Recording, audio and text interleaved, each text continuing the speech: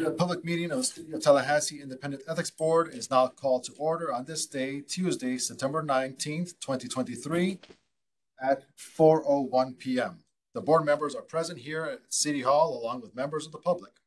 With the assistance of the Communications Department and the Information Technology Department, this meeting is live streamed on the Ethics Board's website, and we are recording it for future reference.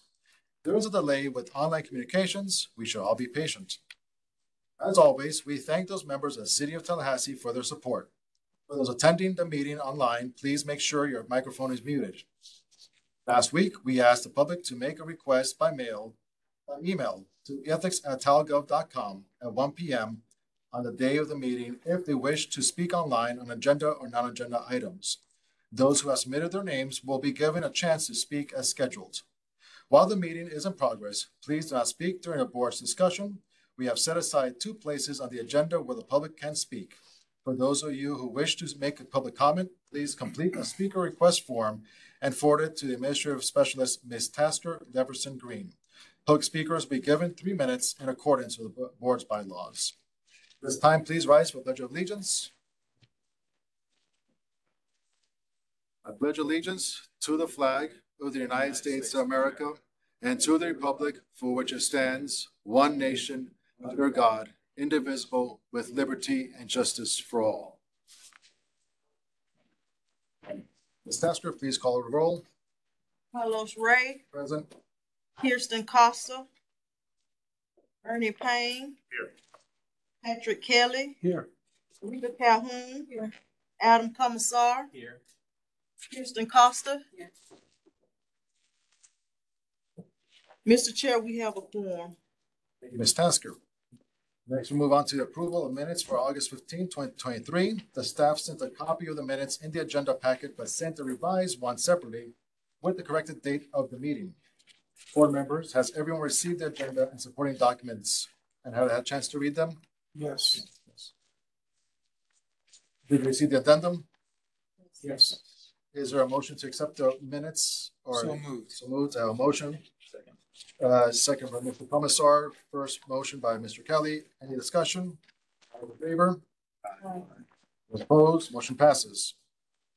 Moving on to public comment on agenda items. Ms. Tasker, do we have any public comments? Yes, we have 2 Peter Lucine on agenda item number 10 and Ben Wilcox on agenda item number 9. Okay. Mr. Butzine? Yes, thank you. If you don't mind, I'll just stay seated. I wanted to thank you I missed the last meeting, but I watched it on the video, and I was particularly happy that you have decided to continue to have the lobby disclosure and registration issues before the City Commission. Mr. Ray, you pointed out that famous definition from Albert Einstein that says that insanity, the definition of insanity is continuing the same course of action, expecting a different outcome. I think that's true for science, but I got to tell you, in my 50 years of working on ethics issues in state and local government, I don't think it's true for politics. I think you need to constantly keep the pressure on, and I think it's appropriate that you do keep the pressure on and keep those recommendations before the City Commission. I also know that it's important to keep those issues before the public as well. You're aware that we write op-ed pieces periodically, and the reason we do that is to explain to the citizens of Tallahassee how important these issues are. And after any one of those op-ed pieces come out, friends, relatives, people I don't even know send me emails, call me up, indicating that they're grateful for our work, for the coalition's work, and for the ethics board's work in trying to bring about reform to the area of ethics and lobby registration and disclosure in Tallahassee. So I'm happy that you've made this decision. We stand ready to work with you to ensure that that voice is heard in the City Commission. Thank you. Seen. Thanks, says Mr. Wilcox. Yes. Number 9. Yes, I'm speaking to the agenda item involving lobby registrations. And I wanted to just some explanation of some of this discrepancies in the past. So I looked into what your staff has come up with as far as the number of registered lobbyists. It says in the summary of this agenda item that there are currently seven registered lobbyists with the city, and that was as of September 11th. There are now 8. There was somebody registered after that September 11th date. The summary also says in 2022, there were 21 registered lobbyists with the city. I think there's an error there. If you go back and look at the documentation that's enclosed, it appears that whoever calculated that was looking at lobbying firms rather than individual lobbyists. And so by my count, there are, for several firms, there are multiple lobbyists. So by my count of the individual lobbyists, I come up with 31 registered lobbyists last year. So, there is still a big discrepancy between the registered lobbyists last year and what we have this year. I think, you can speculate as to why, but my speculation would be the increase in the lobbying fee is playing a part in it. Also wanted to talk about the county registration records, which when I spoke to that a couple of meetings ago, and I had looked on the county's website, and they have a tab there that it says export active lobbyists, and it gives you a Excel spreadsheet. And when I looked at that, I counted, over 45 registered lobbyists with the county. So I called the county clerk, and asked about that. And she called me back personally. Gwen Marshall, the clerk, called me back personally and said it needed to be updated.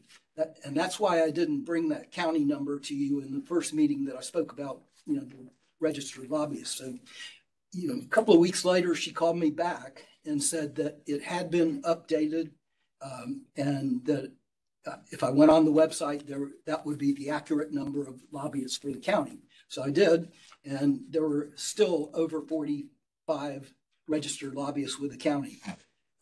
Jeff Burlew with the Tallahassee Democrat also had an interaction with her and came up with basically the same number, and he included that in his report he wrote.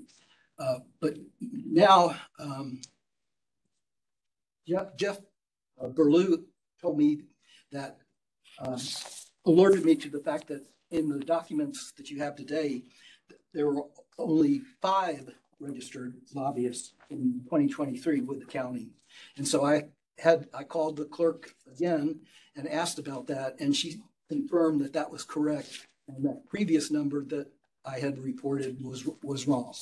So that's why I just wanted to make you aware. I didn't purposely bring you bad information. I was reporting what the county was showing at the time. Can I ask you a question? Sure. You said 5. That's as of 2023. Right now, they have 5 registered lobbyists. Yes. When did they have 45? 2022?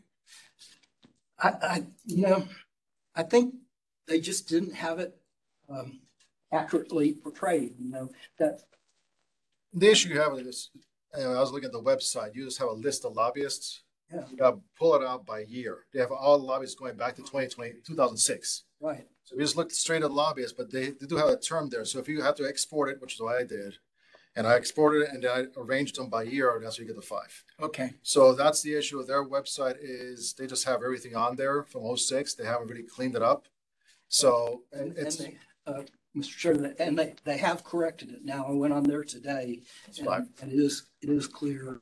And the number for last year, the accurate number is 11? I didn't confirm that.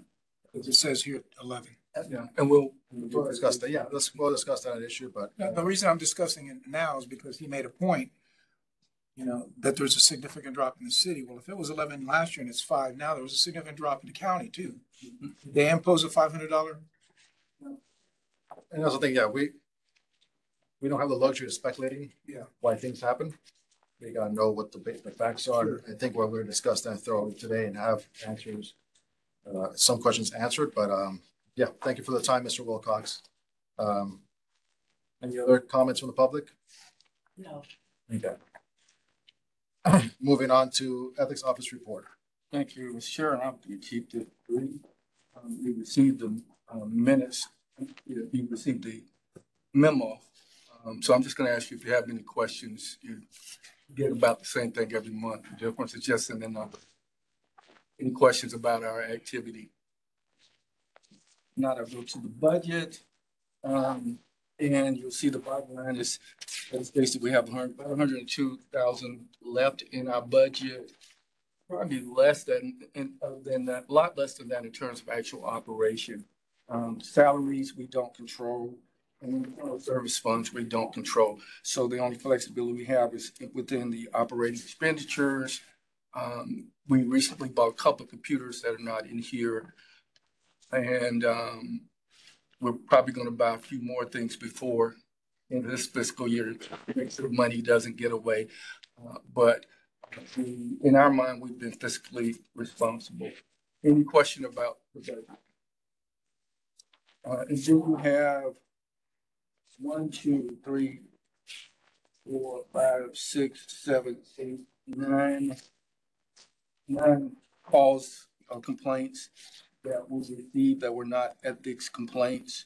And each one of them, we referred the caller to someone who might be able to assist them. Any questions about any of these? If not, I recommend that the board close this complaint. So Mr. Petty moves, Mr. Payne seconds. Any discussion? All in favor? Aye. Opposed? Motion passes. For the general update, we're still talking with FSU. They're trying to fill their vacancy in their controller and ethics officer, and because they're planning on appointing that person. And it's been a month or so since I've spoken to them, but they're still in that process. Campaign contribution refund brochures. You did have brochures at your desk.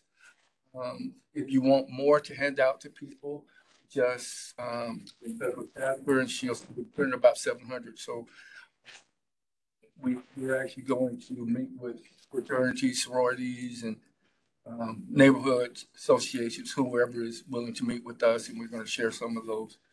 Then we're getting ready to try to give a push. We're probably halfway without a push to our biggest refund ever. So Are these going to be included? Have we talked to the supervisor of elections to include this in their packet? no, I haven't. I can do that. Yeah, find out if they can include it in the candidate campaign packets. When anybody signs up to be a candidate, see if they can include that in their packet. We did. We sent the candidates a packet, a letter, those brochures. What else did we give them? Brochure, the application. Okay, and that was probably it. And we encouraged them to engage voters and with that. Mr. Payne? Might I suggest getting with the city and having these available at meetings, commission meetings, other meetings that might be appropriate to. Maybe Mr. Cook can authorize that right now. Well, Let's not put them, we'll touch base and see what's we'll appropriate. be able to sign in to register. That's not a bad idea. Yeah, we'll see what's appropriate. You wrote all it down, right? Thanks. Let's see what's appropriate. That works. I guess on that same note, if we're looking into that, is there any like city social media avenue in which they'd be willing to put this out there as well? We can check. They have social media. We can check. So, all right. And then last thing, and he's here, the Inspector General is here. And basically we've agreed to work with him in doing an expenditure audit. There will be audits of other areas as well. And he's considering doing this on a regular schedule, which would be good for the board, I think. But he's here to answer any question. I don't think he has any speech, but Just, if you don't mind, thank you. sure. This is an engagement that we retained our external auditors for the city to review the city commission and the inspector general's office in 2018. You guys did something similar in 2019. And I think it's a good idea that there's just be a regular reoccurring every so many years to just do this on a regular basis, because these three entities don't really have any type of an oversight function similar to I provide for the other parts of the city. And I think there could be some efficiencies gained by grouping it all in together and doing one instead of two separate engagements with the external auditors. We could possibly obtain a better price for the taxpayers that way. The part to be determined really is what type of frequency do we want to do this, and what's the time frame to get this done. Just being transparent and open. We know there's an election cycle next year. I would very much like to get this done before campaigning really kicks off and we don't end up something like this happening in the middle of a campaign cycle. I'd really prefer it to be done and not done with politics involved. Do it from an oversight and good governance type aspect, rather than anybody implying that there's a political motivation that tied to this. Is there a motion we need to have in order to be included in the audit, or to have? I would appreciate it if the board officially requests. So when I take it to the commission asking for this as well, when I bring my audit plan for next year, I could say that the ethics board is asked to be included. Is there a motion? Mr. Payne? Second. Mr. Kelly, seconds. Any discussion? And I'll leave it up to you you will have to work out the regularity of these audits, but I'll leave it up to The you. criteria, the actual scope, those type of details. Yes, sir. That's good. If there's any discussion, all those in favor? Aye. Opposed? Motion passes. Thank you For being here. What do I call this? Privilege, personal privilege to arrange the agenda. I would like to move up agenda item number 9 before the training, because everybody has to be exposed to that wonderful training we go through right now. So, Mr. Cook, I think we'll be moving up your agenda item. Mr. Floyd, you'll take the lead on this one. Yes. And it is as it states here, in response to discussion about lobbyist registration, we were asked to look into the numbers. We have something called, what's it called? SharePoint, where the actual records are available to us and not just the website. So our numbers came from there, and Tasker also looked at the Leon County website, and part of the reason you have those numbers is, as the chair said, they go way back. And what they did was include all the years. So cumulative, you might have a high number, but if you looked at when they began and when they expired, then that got you down to a lower number. As of, we tried and couldn't get anybody to call us back, but as of today, they changed the website today to only show 20. 5. So show 5 in 2023. So, and what was the number for 23, 11? And 11 for 2022. Right. Once you go through and decipher through all the years and just do the beginning and ending of 2022, then it was 11 registered lobbyists there. I have a question about that 11, and we had someone in the audience earlier say that that 11 is attributable to the fact that they're citing firms, not individuals. Is that what you found and when you looked at it, or were you looking at individuals? No, Is that accurate, what you said? Did I misunderstand? Citing firms was the number 21 for the city. Okay. And I counted 31 actual individual. That's today, as of 2023. Yes. And I don't know what the individual would be. Oh, okay, so And maybe the number you're giving us is firms. it's whoever's registered, whether it's a firm or individual, whoever's registered on. If you look at look over, you'll see lobbying firm and then lobbyist name. 21 in that column. Right. But that's what I don't understand. There's a discrepancy between you're saying and he's saying. We should be on the same page, right? So, yeah, and I don't know what the individual should do. Maybe Mr. Cook can help clarify. Yeah, Mr. Cook can help clarify that. Anything else, Mr. Floyd, before we turn it over to Mr. Cook? Well, I'll let you explain the process. I think that's important here.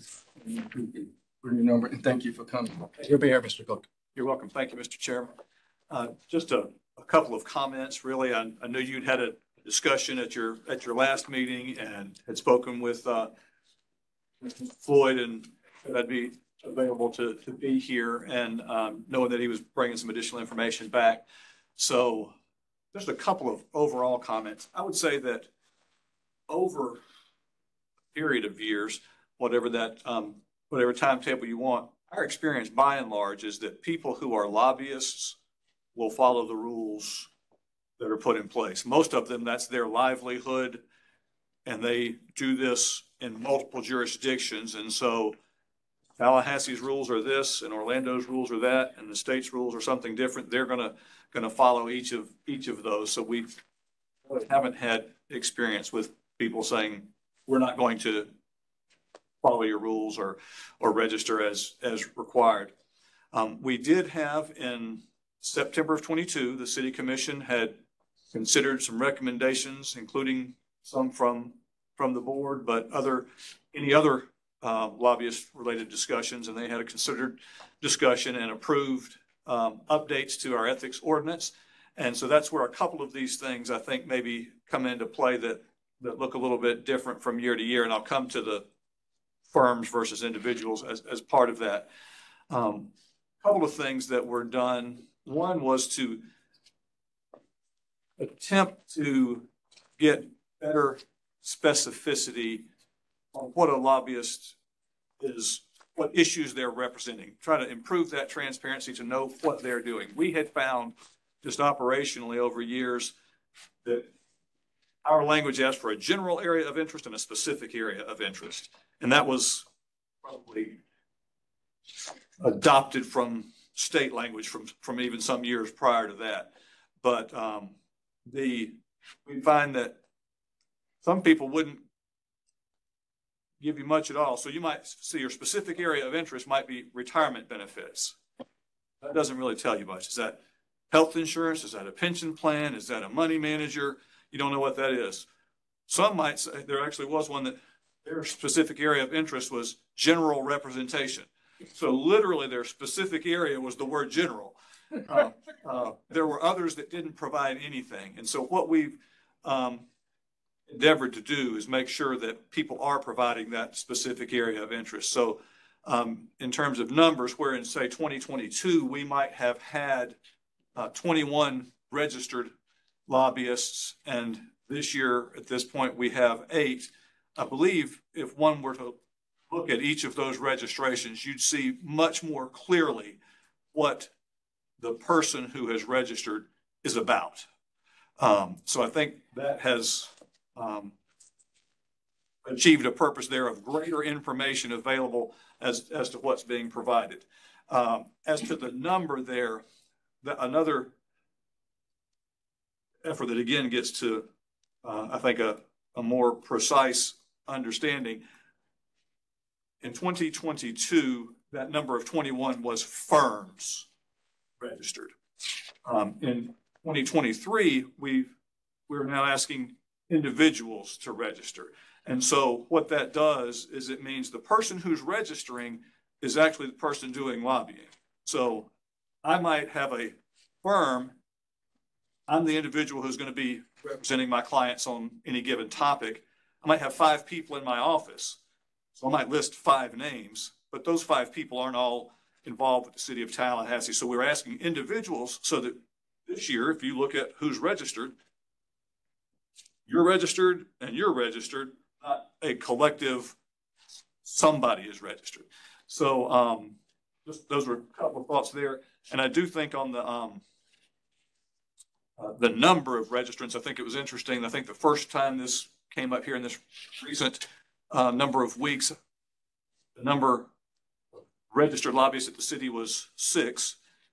but we're only partially through the year. And so since that time, we've had number 7 and 8. And again, I think that, no, I won't I started to speculate. I'm not going to speculate. But anyway, we have 8. So there could be others who register before the end of the year. So I think I don't know if there's a perfect comparison from one year to the next. I think the chairman said, I want to speculate as to why something is so, but I do think if you are going to compare, you might want to see what the full year holds. We do have a period during the summertime where there's a break for 45 or 60 days for the city commission. So I would not expect anybody to necessarily register in that window unless they had something that they were doing in the interim. So just hopefully a little bit of flavor there. We do have the registration fee changed. As far as I know, we've not had anyone express hesitance about that.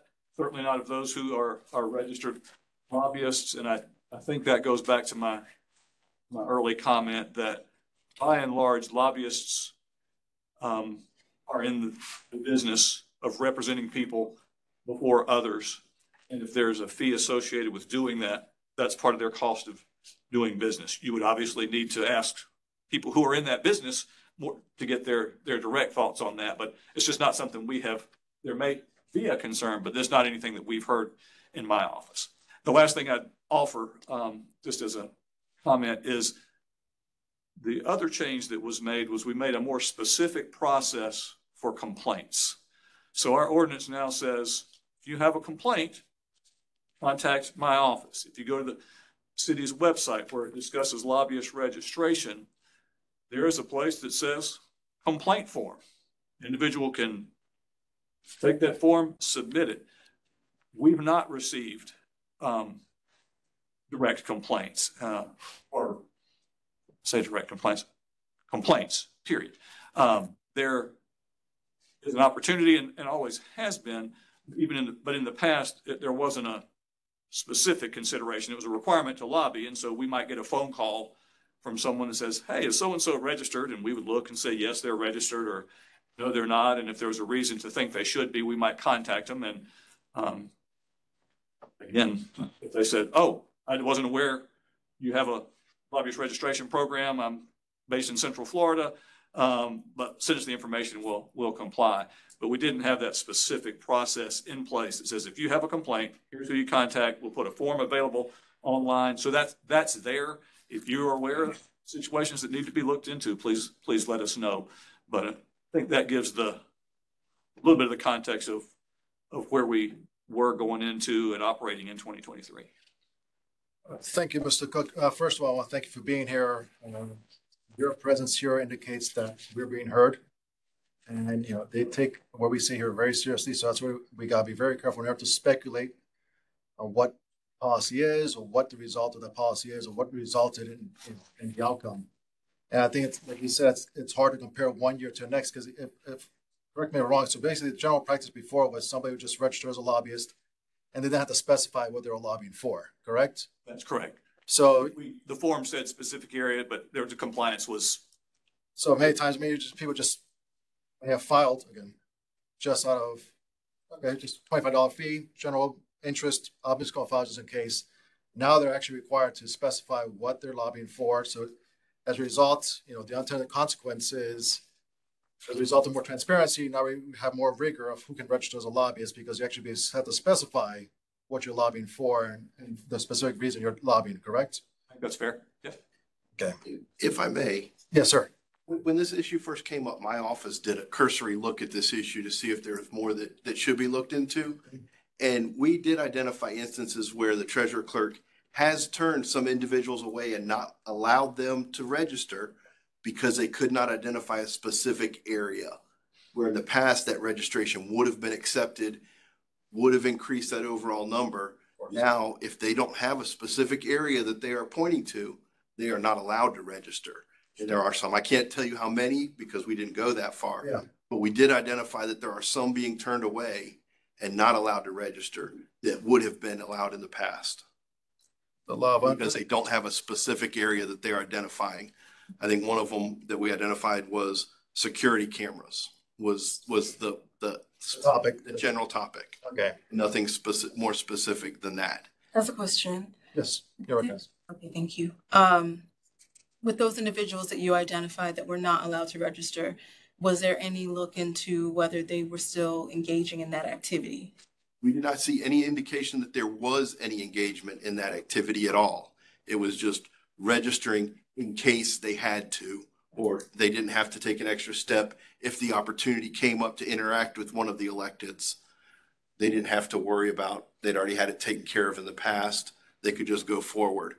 But if they didn't have a specific topic or subject or agenda item that they could point to that they were lobbying on, they were not allowed to register. So even with the specificity requirement and the higher fee, we still have more lobbyists registered in Leon County? Is that correct? Interesting. Okay. Mr. Payne. One other question, just clarification.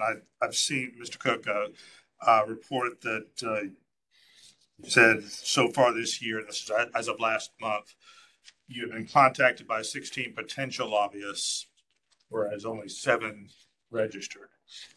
Do you know why? Are these because they didn't have a specific area of concentration? I don't have each and every one of those committed to memory, but I think generally it is that someone reaching out, contacting, saying, so I needed to register to lobby. And for the most part, it's lack of specificity. I think the meet and greet, I mean, there's one thing that we have looked at just for our own edification over time is, you know, there's some training videos that the state of Florida uses for some of their lobbyist registration processes. And one of the things they specifically say there, and it's not necessarily in our ordinance, but is someone who wants to register as a lobbyist because of a meet and greet would specifically not be someone who should register with the state of Florida. So I think we have some of those where people have said, you know, I'm going to be in town and want to introduce myself to someone, but there's no action anticipated on the part of the city. There's nothing underway. They don't have anything in particular that they're looking at. So we say that person didn't need to register. So you haven't had anybody decide not to register because of the fee, because of the high fee?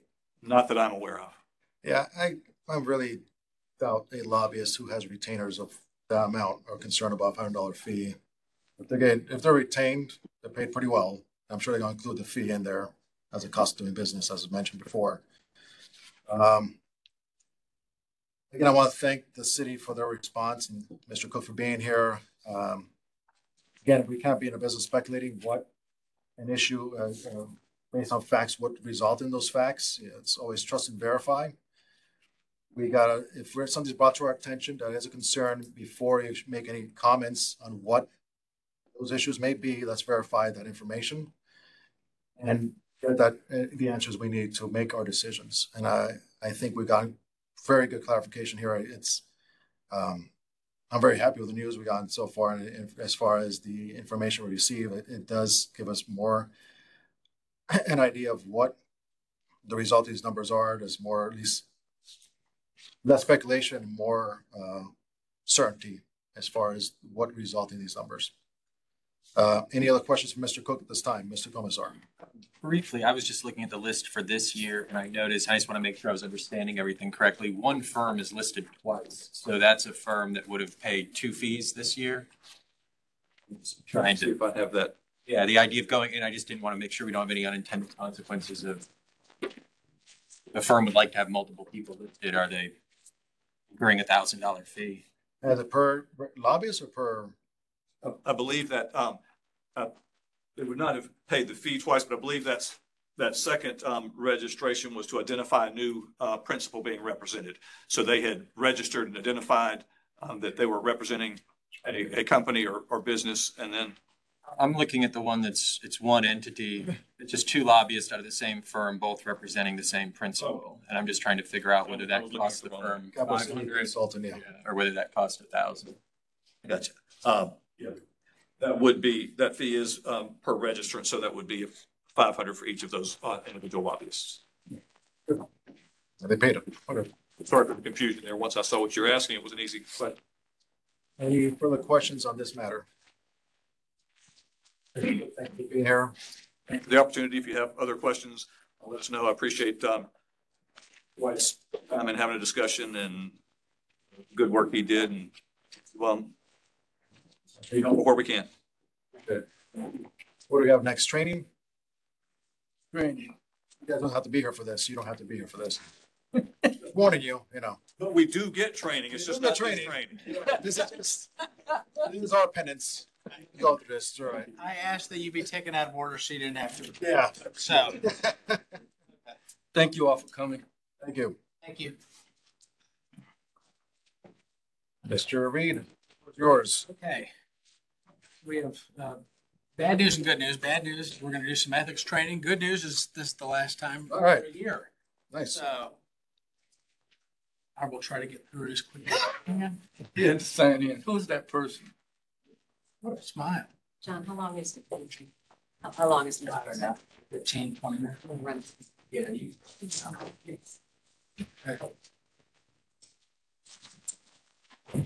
Yeah, keep them, man.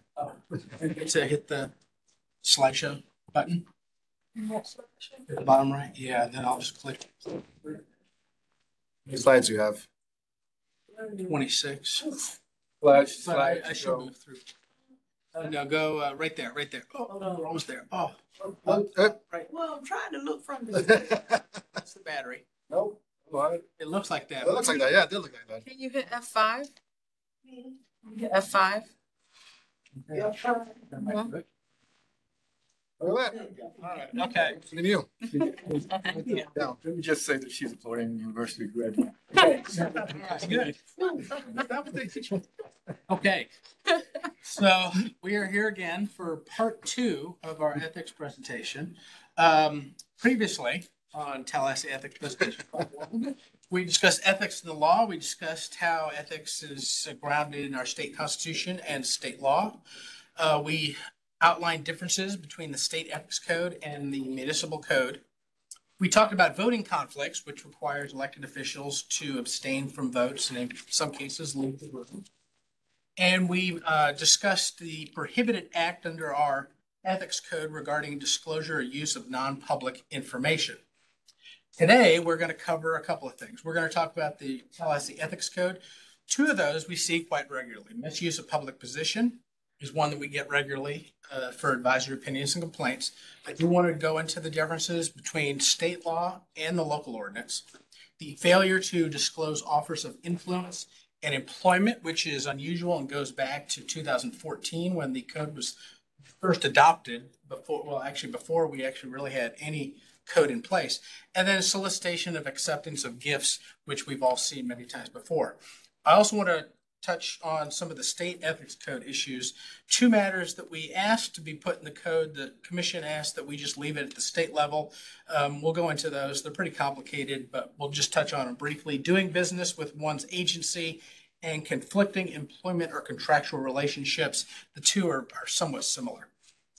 This is a slide we saw last time. These are the prohibited acts under the state ethics code. And then you take out those, and those that are not crossed out are those that we have in our local ordinance with their corresponding sections identified. When somebody fills out a complaint form that we've approved, they check boxes to section 2-8, misuse of public position, 2-12, which is the failure to disclose offers of influence or employment, the voting conflicts provision of 2-13, solicitation or acceptance of gifts, 2-15, and 2-17, disclosure or use of non-public information. Now, the misuse of public position at the state law, and I bolded the word corruptly, and that's really what makes the state law different from what we have. But here you'll see it does provide public officers and employees and attorneys. So it's pretty much everybody that works for a government agency is held to this standard. They're prohibited from corruptly using or attempting to use their position to essentially gain a special privilege, benefit, or exemption for that person or another person. And then there's a little carve out for some campaign finance and some election speech. Now the local ordinance also includes everybody, your public officials and employees, which is pretty much everybody within the city. Shall not use. We do not use the word corruptly, but instead we included this language through a recent change, I think last year, where we asked the commission to add the words in a manner inconsistent with the proper performance of the officials or employee's office. And then we also have a knows or should know with the exercise of reasonable care provision. So there's not like a strict liability standard. They have to either know what they're doing is wrong, or if they had just done a basic review of the rules, they would have known. And I think it's a little lighter than the willful intent, which is what's required under state law. So corruptly versus manner inconsistent. That's kind of how I see the two laws being different. State law requires a finding that the act was done corruptly. Local ordinance requires a finding that the act was in a manner inconsistent with the proper performance of the officials or employees. So the corruptly is I think, a higher burden for us to prove. The term corruptly is defined by state statute in 112.312, subsection 6. It says it means it's done with a wrongful intent and for the purpose of obtaining, compensating, etc. Unfortunately, they don't define wrongful intent. So for that, we have to go to the First District Court of Appeal in 1991, Blackburn v. State, dealt with a case where they identified an essential element of the charged offense, statutory acted with wrongful intent. And then on the second line, at the very end, it said that is, and that's where we get the definition, that she acted with reasonable notice that her conduct was inconsistent with the proper performance of her public duties and would be a violation of the law or the code of ethics in part 3 of chapter 2. So it's similar to what we have in our local ordinance, but just a little different. Now, I wanted to go through and discuss what this case involved. Ms. Blackburn, Louise Blackburn, was a Gadsden County Commissioner. She asked a county employee to compile information and write a short article about the county's garbage ordinance. She then used that information when she ran for re-election the next year. Somebody filed a complaint, and she was found guilty by the Florida Commission on Ethics for misuse of public position. The first DCA reversed and remanded the case, stating that the record did not include competent evidence showing that Ms. Blackburn acted with wrongful intent. Then that's when they went ahead and provided the definition of what wrongful intent actually required. Now, I wanted to provide some fact patterns. Maybe we could do a little interactive studies. And if you've ever attended one of Dwight's award-winning ethics trainings, he has these fact patterns, and I just took his because they're so good. So if you've attended his, you've probably seen these before. But the first one is Mary and her tree. So we'll go through this. Mary oversees acquisitions of equipment, supplies, and services for the city of Tallahassee. A terrible storm passes through, knocks down trees, limbs, and electrical lines. She notices after the storm that there's a company that was hired by the city cutting down damaged trees and removing debris from the neighborhood. She has a friendly conversation with the vendor, at which point she identifies herself as a city employee and she explains the role that she plays with the city. She jokingly, wink, wink, suggests that the vendor do her a favor and cut down a tree in her yard that had been a problem for years. It was so large that typically this would cost her thousands of dollars to have it cut down and disposed of. The vendor said he would include it in part of his service to the city and proceeded to cut down the tree. So, all right. Is Mary in trouble? I think so. Yeah, Mary's in a little bit of trouble. So when we get a case like this, we're going to take the ordinance so that we have the misuse of public position ordinance. And I essentially like to break it into different elements and go one element at a time. So the first one is no public official or employee of the city. So in fact, does Mary meet that definition? That's pretty much everybody. So she clearly is. It's important to point out, I don't use this fact pattern for gifts. Gifts only apply to covered individuals. The very first item in the fact pattern was that she oversaw acquisitions of goods and services, which would lead you to believe she's a procurement officer, which would fall within the definition of covered individual that we have for gifts. But for misuse of public position, it pretty much covers everybody. So as long as she's getting a paycheck from the city, she's covered. The ordinance continues, shall use or attempt to use their official position or any city property or resource which may be within their trust.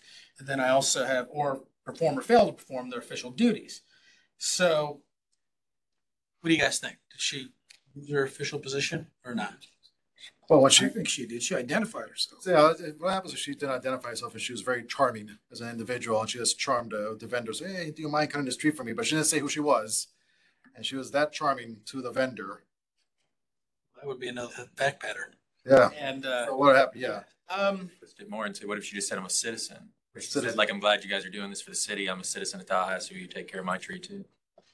yeah, I mean, I think that I think the biggest giveaway was when she said, "I'm a city employee. Yeah. I'm in charge." I'm in charge of acquisitions. She identified her role. Yeah. Yeah. So,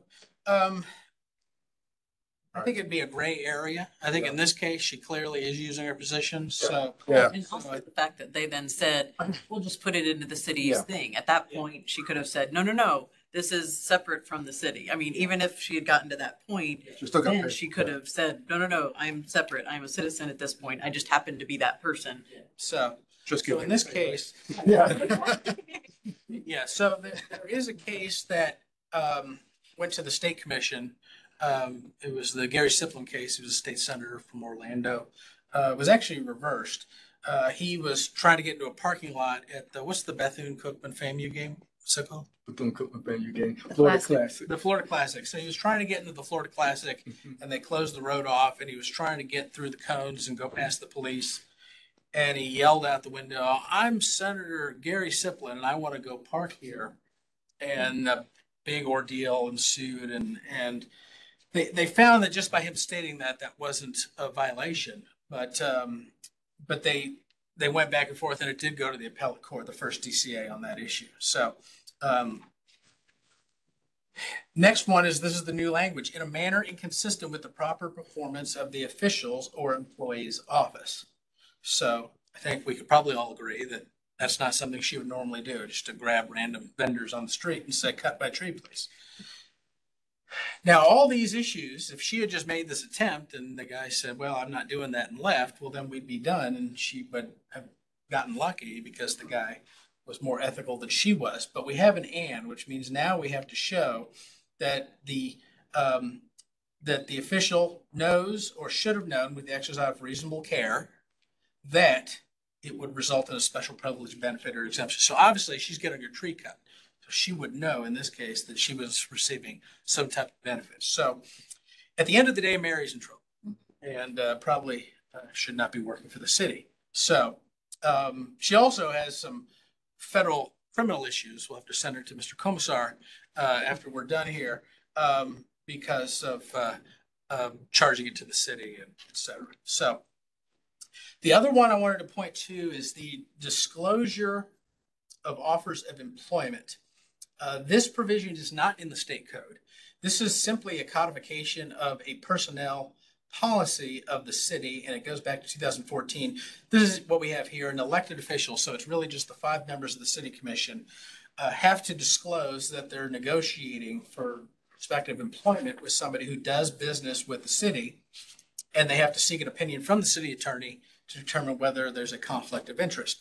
Back in 2014, they adopted it so it looked like this. The disclosure requirements contained in section 70606D of the city's personnel policies relating to disclosing offers of employment extend by the city vendors shall also apply to the city's elected officials.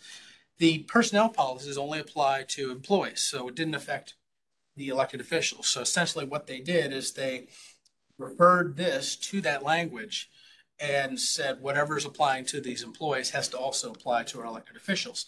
Here's what the policy looks like. You'll notice they changed it in 2017. So subsection D changed to subsection E, but essentially it's very similar to what the ordinance says now to cover these folks. So not a whole lot there. I'm not going to cover too much. Solicitation and acceptance of gifts. Differences. Our local ordinance covers covered individuals. It's not cover everybody, so it's only our procurement officers, people that file a Form 1, or elected officials and their aides and appointed officials. We have an outright ban. They cannot accept any gift or solicit any gift, regardless of the value, from anybody who is a vendor, a lessee of city property, a lobbyist, or other entities or individuals associated with that. Let's compare this to the state code, solicitation or acceptance of gifts. No public officer, employee of an agency, local government attorney, or candidate for nomination or election. So this goes much broader than what we have. This covers everybody. Ours only covers covered individuals. They cover everybody. But in fact, the reason is it is somewhat apples and oranges. If you go back in the next bolded part, it says based upon any understanding that the vote, official action, or judgment of the public officer, employee, local government attorney, or candidate would be influenced by that gift. So there has to be a showing of there's an understanding of a quid pro quo being done for this violation to kick in. So while it covers a broader number of people, there is a much higher burden of proof in order to find somebody in violation of this ordinance. Now, there are other state statutes that deal with gifts. A solicitation of a gift, not the acceptance, but the solicitation of a gift is prohibited in cases when a reporting individual or a procurement employee is prohibited from soliciting the gift from a political committee or a lobbyist who lobbies in front of their agency. So, and there is no dollar amount attached to this. So there's an outright ban for them to soliciting. They can't just go up to Joe Smith, who's a lobbyist, and say, hey, can you buy me a Big Mac for lunch today or something to that effect. Now, what happens if the lobbyist offers? Says, hey, I got an extra Big Mac. You want it? Well, they can take it, but it's limited. Acceptance of gift is limited under state law for reporting individuals or procurement employees as long as it doesn't exceed $100 towards the end of that. So for acceptance, there's a $100 limit. For solicitation, it's an outright ban. Another one of Dwight's examples is Commissioner Romar. Commissioner Romar, not a real name. The name has been changed to protect the innocent. A local church invites Commissioner Romar to be a guest speaker for their Sunday morning service. Traditionally, the church pays guest speakers $500 per Sunday. Commissioner Romar sees this as an opportunity to connect with the community. So he accepts the invitation. That's pretty common for commissioners to go to public events and speak. On Sunday, he speaks about city initiatives and how the community can help. The church offers to pay him $500 and he declines. But they then twist his arm, they insist, and he relents and accepts. So close. I know, he almost got out of there. Got out, but no. He got out of there with his honor intact. Yeah. So, okay. So, did he violate our provisions? So we're going to look at the ordinance itself and break it into its elements. No covered individual. Is he a covered individual? He's a commissioner, so he clearly falls within our definition of the ordinance. Shall knowingly, directly, or indirectly accept or solicit a gift of any value. He knows he's taking the $500. Is it a gift? We'll come back to that. But let's just assume it is a gift. He knows he's taking the money. From any person or business entity that the recipient knows or should know with the exercise of reasonable care is a. It has to be a vendor, lessee of city property, lobbyist, employee of lobbyist, etc. This is information we don't have from the fact pattern, and that's something we would have to dig into. And this is when we get our complaints in, we make a finding of legal sufficiency. Sometimes we'll do a small preliminary investigation just to see, okay, well, just by looking through public records, can we determine that the church is a lessee of city property or a vendor? They probably don't have a lobbyist, but that's something we will want to look into before we decided to move forward with a more thorough investigation to decide whether to bring it to probable cause. I said gift. We want to talk about that because there's that, remember that honorarium exception that we talked about in the past. This is complicated. I think when I spoke to the Commission on Ethics at the state, they admitted this is very confusing. But if you go, we don't define gift in our ordinance. We refer to state statute. State statute provides what is clearly a gift, and then they have some exceptions. They say gift does not include, and number 3 is an honorarium or an expense related to an honorarium event paid to a person or the person's spouse. So the question now is this an honorarium? Well, the legislature doesn't define what honorarium is, but they do address it in another provision. This is 112.3149. It says a reporting individual or a procurement employee is prohibited from knowingly accepting an honorarium from a vendor doing business with the procurement employee's agency. So again, He would be a reporting individual because he has to file a Form 1 next year, Form 6. He would be accepting honorarium. The next question we would have to answer is, are they a vendor with the city? And based on the facts that we have here, we're not able to do so. You might want to take this away from you. It's a little complicated, this one, for the introductory employees. This is good for them because it also gets into misuse of position. Yeah. And there's what I want them to understand is there's a lot of gray area. It's not just black and white. Yep. And I also use this to help them understand the appearance of propriety. So it may not be a violation of the code, but there's also still the appearance of impropriety that they need to consider. So it works real well. So I'm going to keep it. So okay. So, but I know when I covered for him his trainings, I talked about the gift, and then I talked about honorarium, and they all gave me this deer the headlights look. So I said maybe I need to talk to Dwight about this one. So, but I knew with experts like this board, it's okay to discuss. And then I put down here a reporting individuals under state law is somebody who files a Form 1. Okay, we have important prohibitions not in the local ethics code, and they're somewhat similar. So 112.313 is essentially that's the meat of the ethics code. All the prohibited acts are in that section. And the ones that we had originally merged them together and proposed an ordinance, the city commission decided to not adopt it and just operate under the state statutes. So technically this is not within our jurisdiction, but still I thought it was something worth looking into. So you have doing business with one's agency and conflicting employment or contractual relationships, subsection 3 and subsection 7. And then we're going to get to subsection 12, which is the exemptions, and that's where the fun starts. But first, let's go into the two statutes. I don't want to read through all of this. If you skip down halfway down, a public officer or an employee acting in a private capacity, nor shall a public officer rent, lease, or sell any realty goods or services to the agency if he or she is a state employee or political subdivision, etc.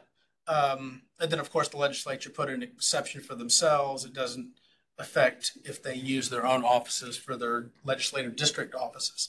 So essentially, you can't, if you're a landlord, you can't rent space to the city.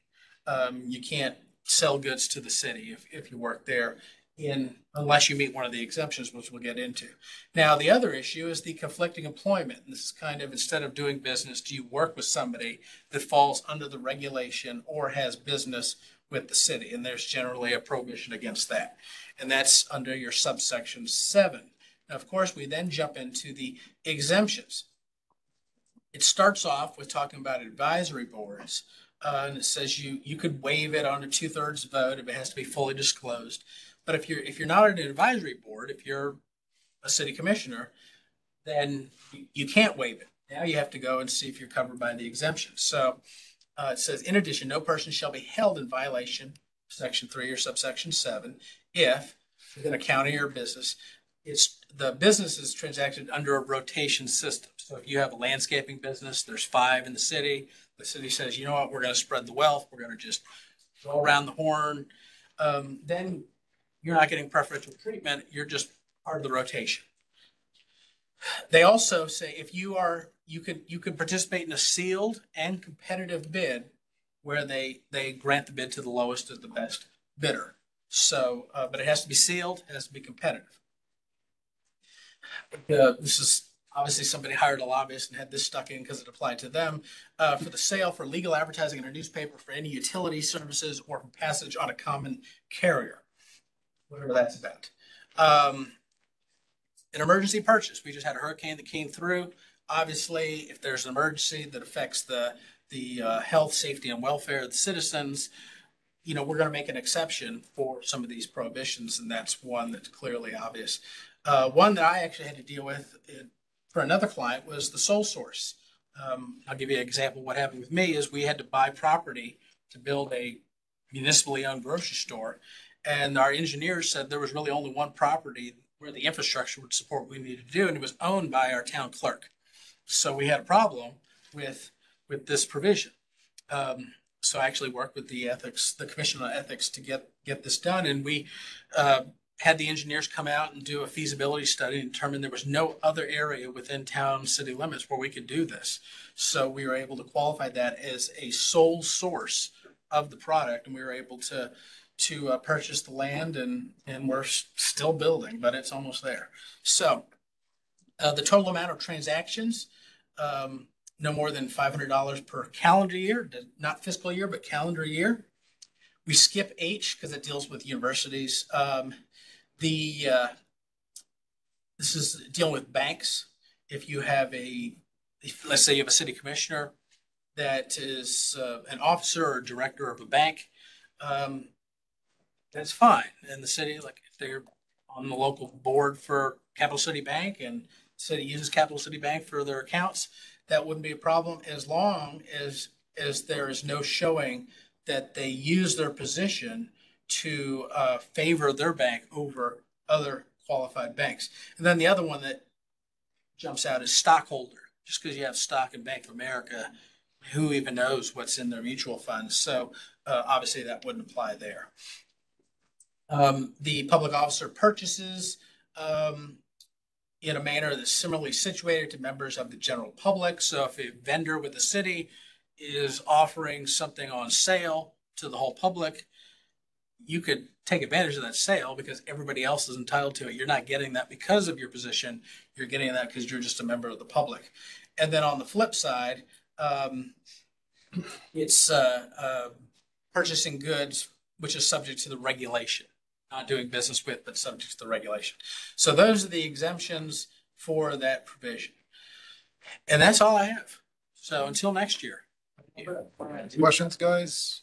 It was good. Thank you, Mr. Reed, for making it painful. That's good. All right. All right, moving on to agenda item number 10.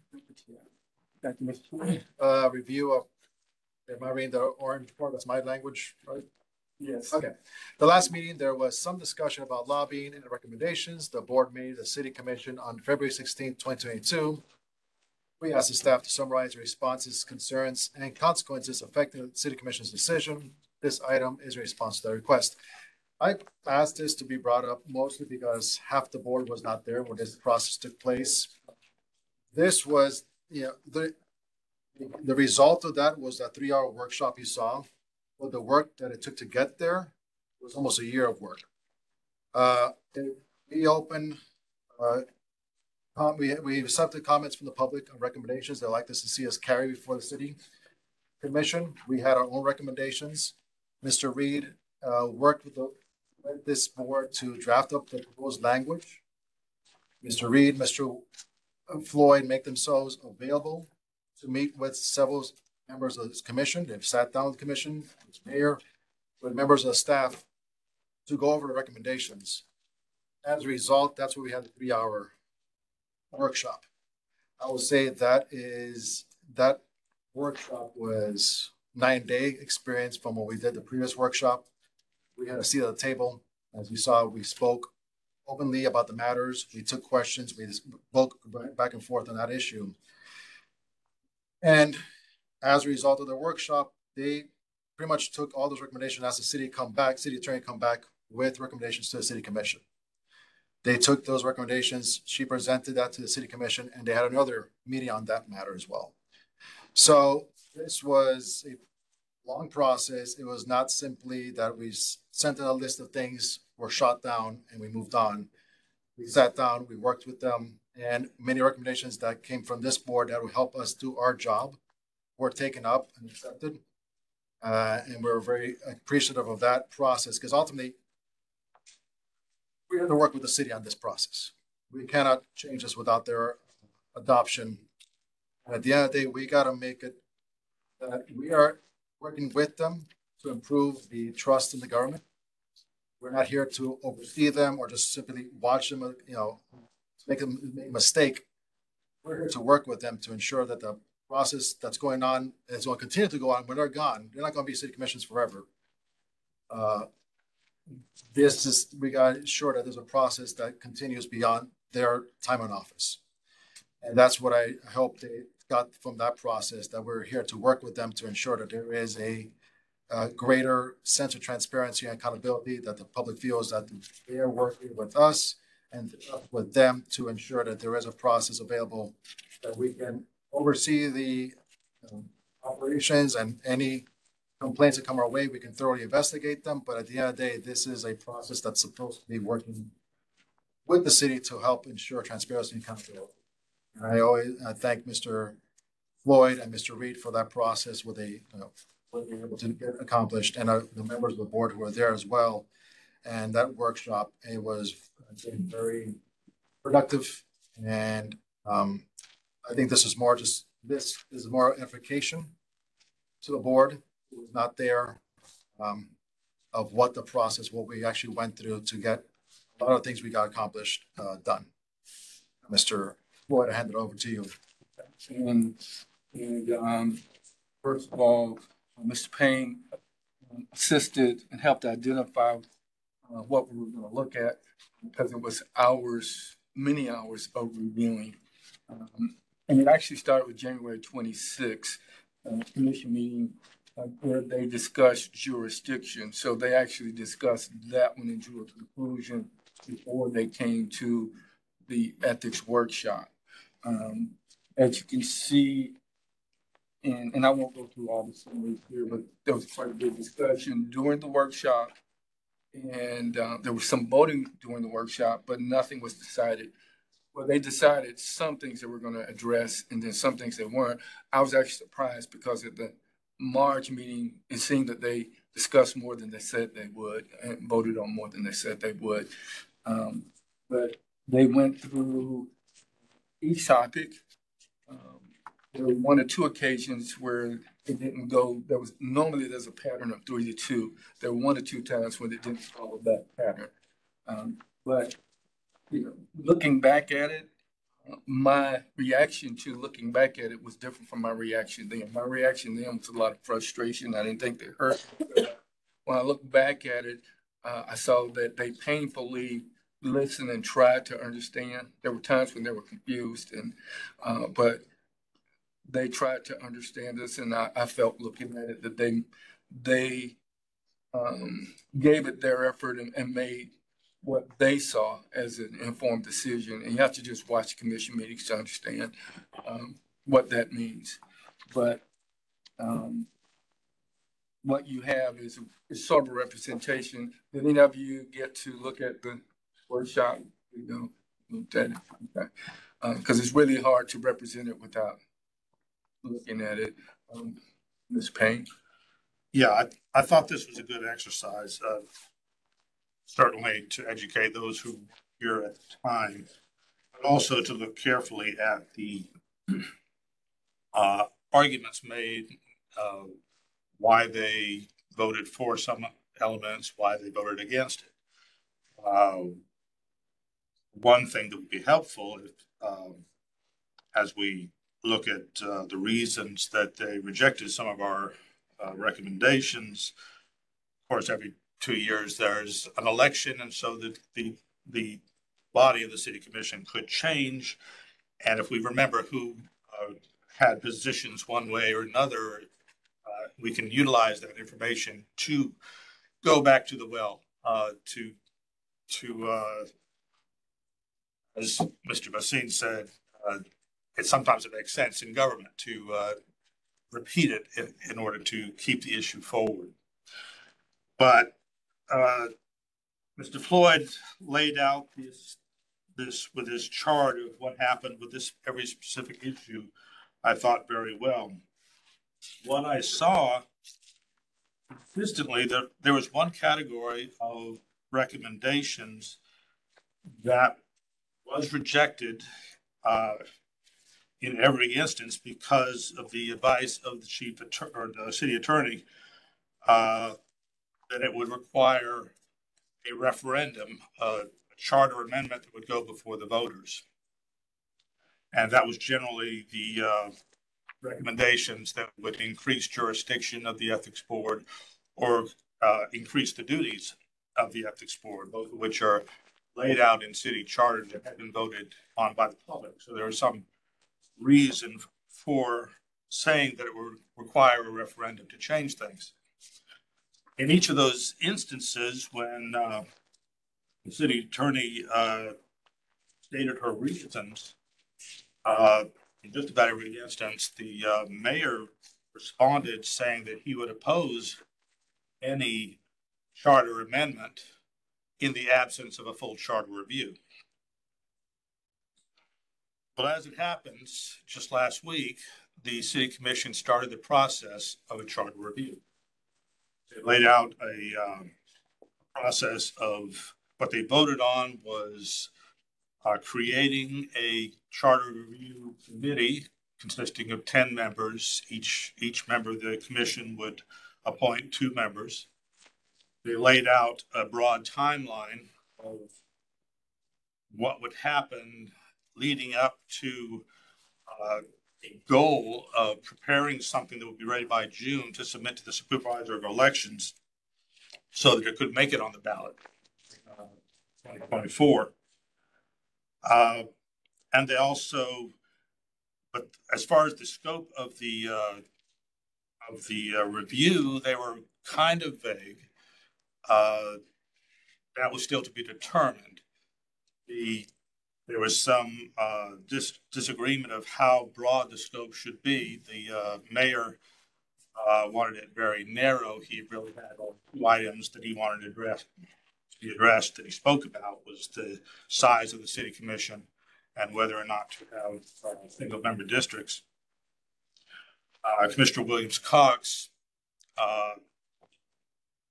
provided her list of 5 recommendations for adding to the charter review process, which included the mayor's 2 elements plus others specific to the city commission, and 1 item that she wanted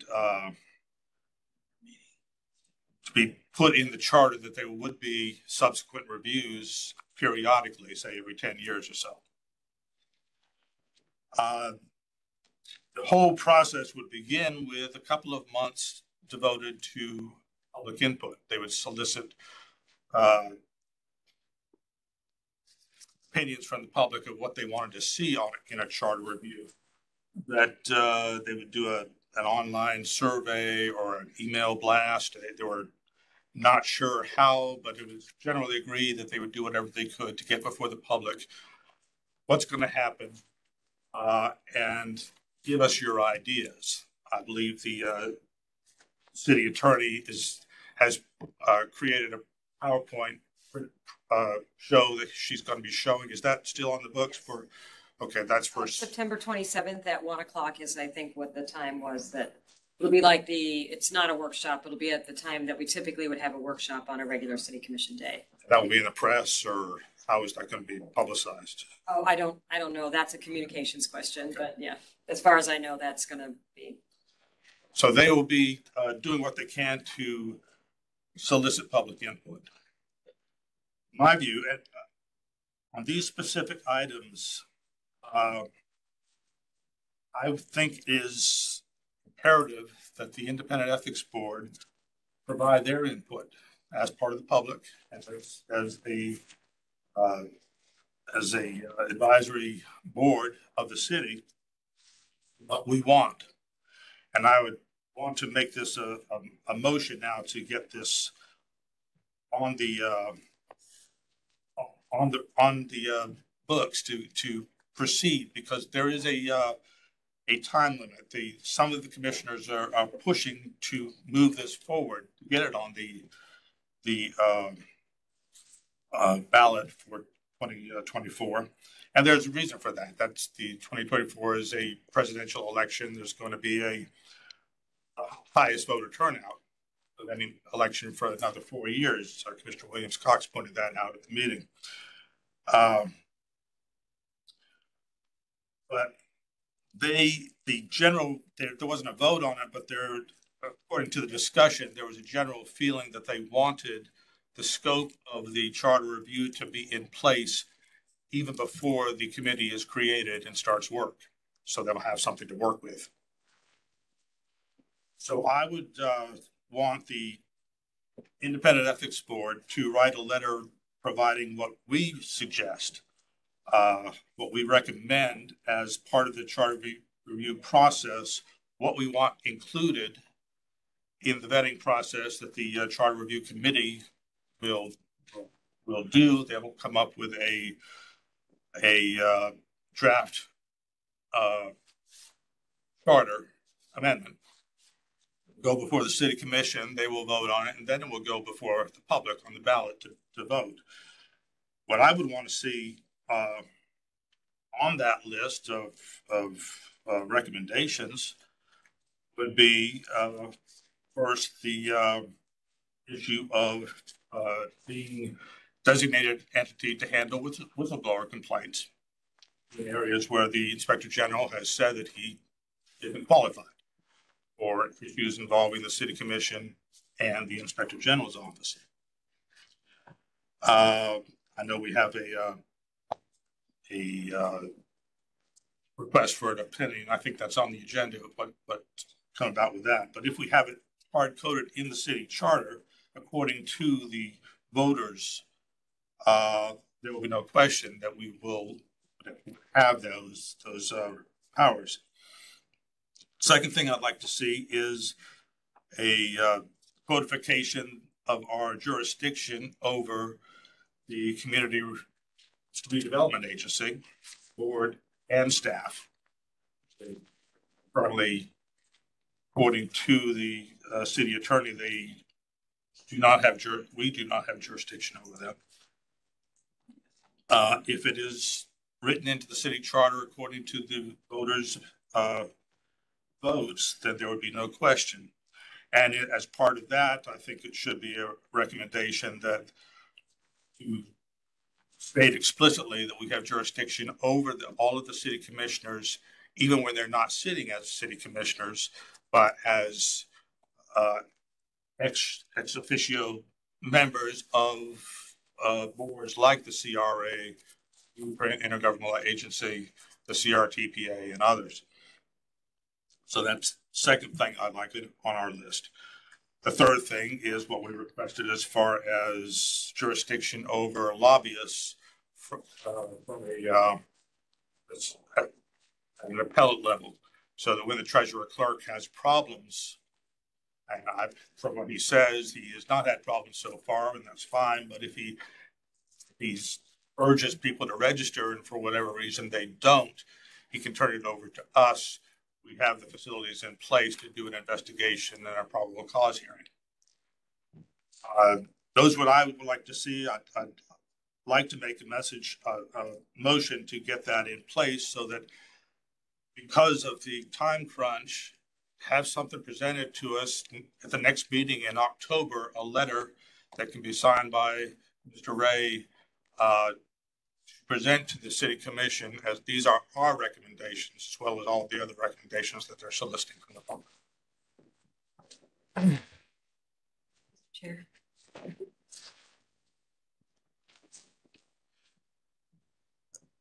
And I want to discuss Section 11 before we consider any referendum.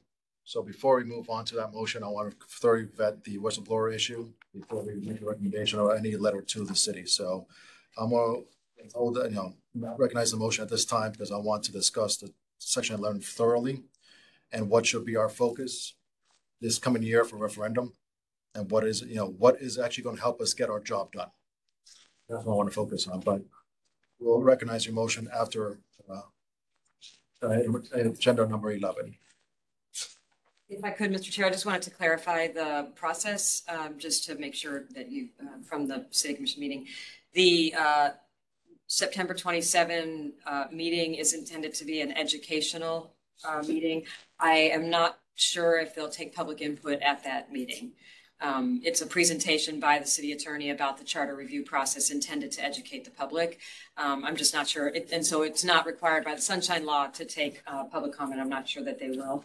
It's my understanding, I'm not sure where we are in this process, that the city will be creating a portal, which will be the way for public to provide information. That information will then be collated and brought back to the City Commission in order to define the scope. So just to clarify sort of what the process is for collecting information and the timing of that, I think the portal will be open until the next city commission meeting, which is the 11th, it may have to be, some of the information may have to be collated in advance of that and then additional information added. So I think they're still working out some of the details, and it's not really my shop, but since I'm the one in here who might be able to help, I thought I would just participate by just noting that that's how information is going to be collected from the public. Thank you. And I think Mr. Reed will clarify as far as our role as a commission of how we make referendum recommendations.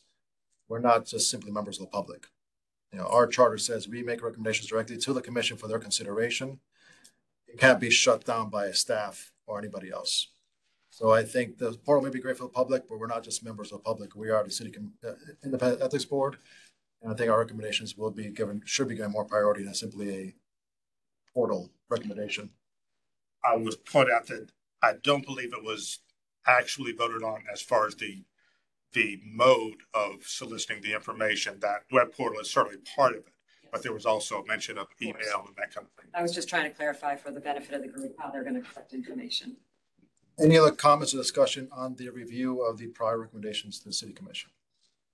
I just wanted to thank Mr. Floyd and anybody else who helped to make this document, because I'm sure it took a lot of time and I wasn't on the board when this happened, but this has been the most helpful thing to me to kind of get an understanding of where we're coming from and going, and maybe even think about in the future that as this referendum happens, keep this as like a living spreadsheet, because one day it won't be us, and it'll probably be helpful to whoever's after us to know this is what happened previously, because there's really good understanding now, getting to see, and the way it was laid out was really helpful. And I would highly recommend to anybody on the board who hasn't seen that meeting, see the meeting. That this, what's in writing doesn't represent inaccurate, it's not inaccurate. Right. You got to see the meeting. And I also point out not just the ethics workshop meeting that Mr. Floyd sent the link to, but also the subsequent meeting where it was actually voted on. A lot more discussion. The only other thing I would say about this is this covers what the board submitted. There were other actions like the lobbyist registration stuff that was actually comments submitted by Erwin Jackson. And so there are things that they responded to even at our workshop that had nothing to do with what we recommended. There were, when Mr. Jackson spoke, they gave his public comment, and they considered and commented on here. So he piggybacked what we were doing at that point. And after the March 9th meeting, they continued with some of the things that he recommended. Questions on item number 10? I need clarification on something he brought up, but I think it might be best if I ask it under section 11. So I'll just wait. Whistleblower protection, section 11. Okay. Mr. Floyd. At the June meeting, well, actually, I'll look at this. In June, we had scheduled to bring back to the commission, city commission, a recommendation on whistleblower protections. At the February 16th meeting, they directed us to work with the Inspector General, which we did. When we made the recommendation, it was broad. It was to basically have equal billing with the Inspector General, but one of the concerns was conflict, confusion. So when we looked at it, we identified a gap, and actually the Inspector General himself identified the gap when he stated that he worked for the commission, therefore he could not handle whistleblower complaints concerning the city commission or the city commission staff or his staff. So that's where we ended up with our recommendation to, when we say limited capacity, we're talking about filling that gap. So after we worked with him, actually last summer, we wrote a letter to and I say we as the chair wrote a letter to the city commission with an update on the recommendation, but we didn't act on it at the time because it was too close to election time. And we didn't want to become politics. So everybody agreed to give that time and let the election go over. It still took a while. And in April, I sent another request to the city manager. And in June, we were scheduled to take our recommendation to the city commission. But at the last moment, I was contacted and told that the city attorney wanted to submit a memo and didn't have the time, so they pulled it. City attorney submitted their memo, which you saw previously. At that point, you all directed us to seek an advisory opinion from the state attorney general's office. So John wrote a letter, which in this package is the August 2nd letter. Part of that is showing, we had to show that a majority, or that the board directed us to do that. So that's why you see the minutes in there and the checkoff sheet. And then the memo, and in his memo, it basically conflicts with what the city attorney says. We have two totally different opinions here. And it's been my experience, if you switch places, they might have opposite opinions. That's just, kind of the way life works. So we heard from the state attorney general he called me on Saturday. And I got another copy of the letter on yesterday. And that's why you're just getting it. And the state attorney general's office basically said, we're not going to offer an opinion because the request needs to come from the city because it is in reference to a city ordinance. But the letter also said that the city attorney informed the state attorney general's office that they were not going to seek an advisory opinion. So as far as the advisory opinion is concerned, from the state attorney's perspective, and I haven't talked with the city attorney at this point, but from the state attorney's perspective, it's closed. In talking with John, in our discussion at the June meeting, there was discussion of concurrently taking this to the city commission, even when we were waiting for the state attorney's opinion. So that's why we're recommending here that we take it back to the city commission. Because from the beginning, it's their option to decide how they want to act on this.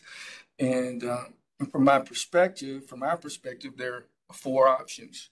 They can accept our recommendation and grant us authority by city ordinance. They can accept city attorney's recommendation, and if it requires a change in the city charter, then now would be the appropriate time to do that. So that would be an option. Or they can direct the city attorney to request an advisory opinion, because even though the attorney said you would not, she doesn't have the last word. She works for the city commission, and that's who we ultimately should be talking to. And then, or they can decide to maintain status quo and not take any action. Those were the options. And anything that I left out, because he helped me with all of this, so we agreed on this. So that's why we have the recommendation that we have to take it back to the city commission. Because even though it's back with us, the ball has always been in their court. So it still is. It's not a closed issue as far as we're concerned. It's up to the city commission. So, Mr. Floyd, Mr. Kelly and I have a history. We worked together at the same time in the Attorney General's Office of Medicaid Fraud. 1 year we had a record year of recoveries of Medicaid fraud of $250 million in Medicaid reimbursements for the state of Florida. Every case we had was dependent on whistleblowers. Every case that came to us that we were able to take to settlement was a result of whistleblower. The Inspector General has identified a gap right now as far as whistleblower protection for city matters.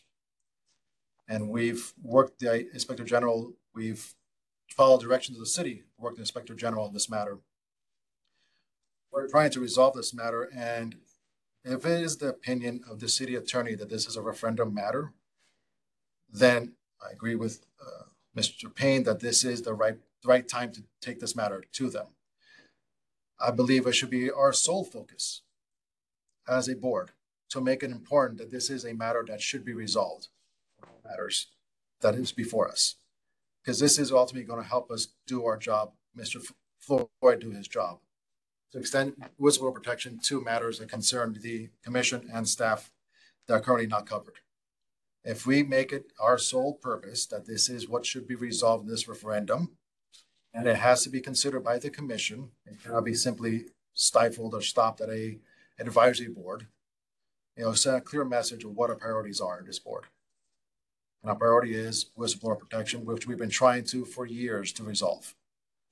And I think this will be the sole, our focus. I know you want to include there's a consideration of other matters to be under referendum, but I think that might dilute our message as a board. Our message will be solely focused on what is going to help us do our job, and what's going to help us do our job is make people feel comfortable that they can come forward and file a complaint without fear of retribution, retaliation, and this will establish that protection that they need as city employees and staff of the city. So that'll be my position. I know as far as what, if we do send a letter or I know we want to get before the city commission to discuss this matter.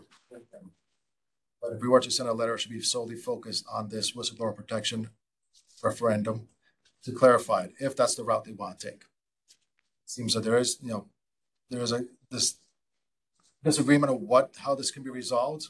But if the city wants to adopt the city attorney's position, which they have every right to, then we want to go forward with a referendum. This as a referendum option for allow the citizens to vote on this matter and extend this protection to matters regarding city commission and staff that are currently not covered by the Inspector General. Those are my 2 cents. If I could jump in, one of the things that I saw when watching that meeting is, I'm not so sure, this is my interpretation, that everybody sitting there on the city commission was disagreeing with your opinion. I don't think that was the case.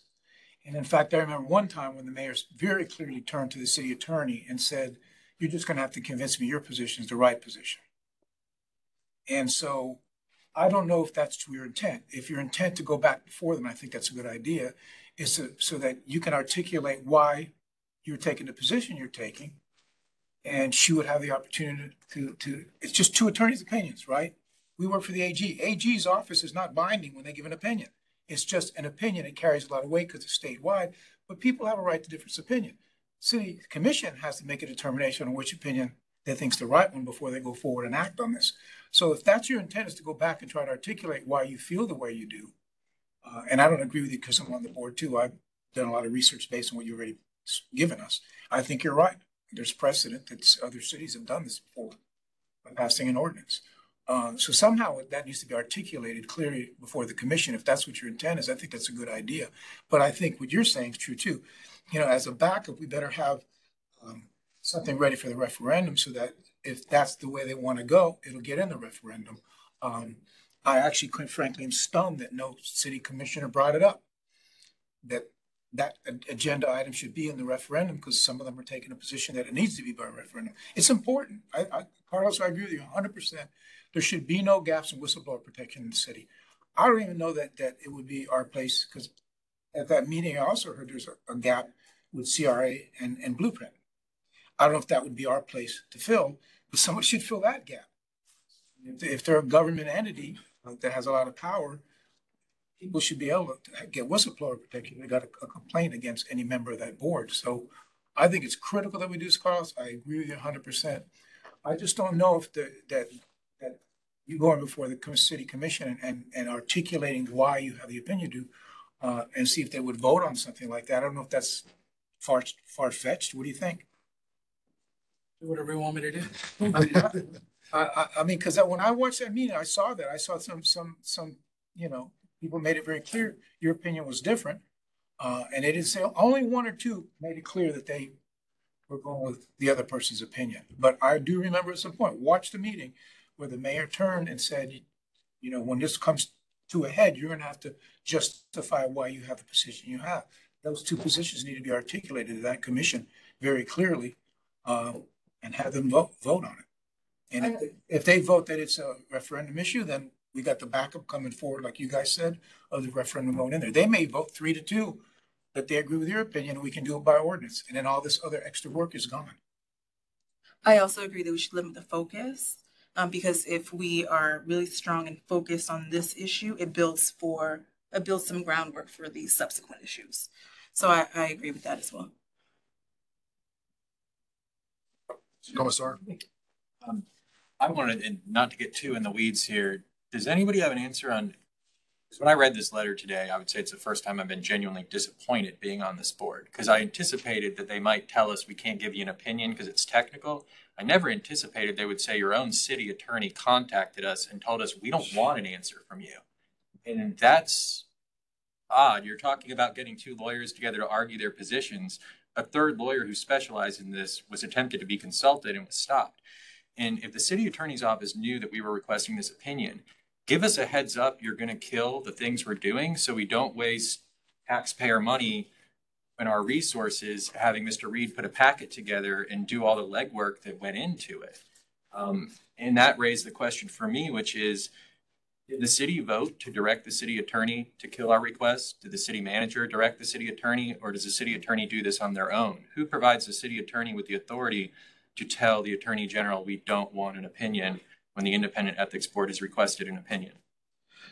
And I think the process, I'm sure that was, I think it's some of the correspondence. I think the attorney general reached out to the city attorney office. I think they wanted clarification. That's probably what happened. I'm guessing the city, they asked, because that was concerned. First time they rejected it, they said, I don't think we get an opinion on this matter. No, you've provided sufficient case law that this. She didn't reject it. She said, we may have a problem. Okay, that's right. And so that's why I did a second memorandum on where they have granted opinions requested by other ethics commissions, not the city attorneys in these cases. And I did provide her with copies of everything prepared by the city attorney as well. So she was able to see everything. And she said, okay, well, I'm going to call the city attorney and discuss this issue with her. And I said, well, that's great. I think we just want to find out, what do we need to do to make this happen? Yeah, basically, the city attorney says we're not asking for the opinion. So basically, and what happens is many times the attorney general's office is not going to get in the middle of a conflict between two agencies. If there's not agreement with two boards, they're not going to get in the middle of that. If there's unison request, okay, yeah, we all agree this should be resolved. That's when they jump in. I'm guessing that's the attorney general's office. Okay, we're not here. If the city attorney doesn't want the opinion, we're not going to get in the middle of this. That's probably what happened in that instance. But we will. That's the impression I had as well. But again, speculation, so we don't want to do that. But, words are important. Words are important. And someone at that meeting that I watched on the tape very clearly said, we're expected to answer to a higher standard than our employees. Well, then why is there a gap that you're not hurrying to fill? I'm sorry, if you want to answer to a higher standard, at least answer to the same standard, that whistleblowers will have an avenue they can go if they've got a complaint against you or your staff. So I think they should be on board with us on this. And if it's referendum, they should be getting that to the referendum and people to vote on it. And I got another question. It's kind of related, but indirectly. How does this referendum vote? Do they just put 30 things on one ballot and people have to vote on all 30 things? So one or two things on there that the public could strongly disagree with and nothing gets passed. Yeah. Log rolling. Yeah. Wow. Yeah. So it's not an item by item. It doesn't necessarily have to be, I don't think. We can, I don't know if we can request, but the city commission, I believe, has the power to provide multiple amendments for ballot. And that was actually something I recommended to the mayor several years ago, that because he started talking about a charter review right after he was elected in 2018. And that was, if you all remember, the 2018 election had the state review committee issue a dozen or so amendments, but they combined various amendments that were totally disparate issues. Sure. And I found I had to vote against an amendment, even though I agree with part of it. Well, And I so- think that's why this one's so important. This one may be one of the ones that I just don't see how anyone, including the commission himself, would be opposed to fill in this gap. So that may be one of the ones that needs to stand as an amendment that gets a vote with everything else. Would that be part of a recommendation? We good? Why not? And I totally agree that the whistleblower issue is the top priority. But I disagree respectfully that the other issues are not important, especially the issue of jurisdiction over the CRA, which is, although it's a separate legal entity, the board consists of all the city commissioners over which we have authority. All the staff, I believe, are on the city payroll, even though they're paid from CRA funds. And it's a gray area.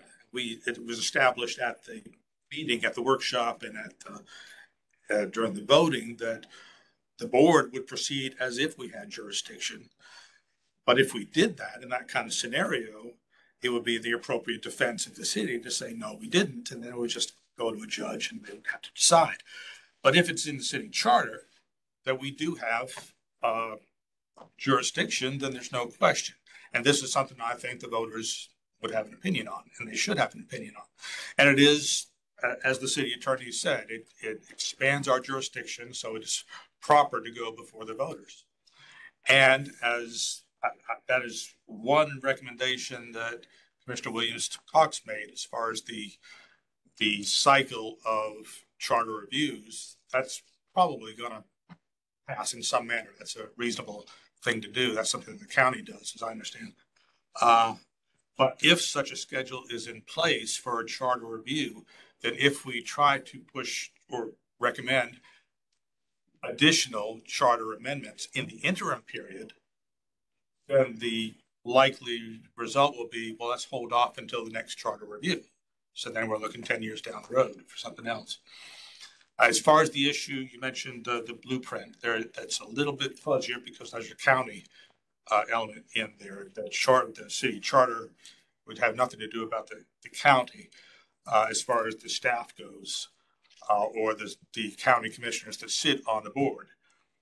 But I think it is a good issue that has to be clarified from the voters and general public that we have jurisdiction over the city commissioners, whether or not they are sitting as part of the CRA board, the Intergovernmental Agency Board, CRTPA, and that is the position of the mayor as well. He stated that he was actually in a lower losing vote on that because he felt that, yes, we do have jurisdiction over them. But I think that's something else for the voters to decide. So I would still have my motion in place. If we want to issue 3 separate letters, 3 separate opinions, recommendations, that I would be fine with that. I'm not saying, definitely not saying use their web portal to do it. Do it as an official document from the Independent Ethics Board, according to the vote of the majority here.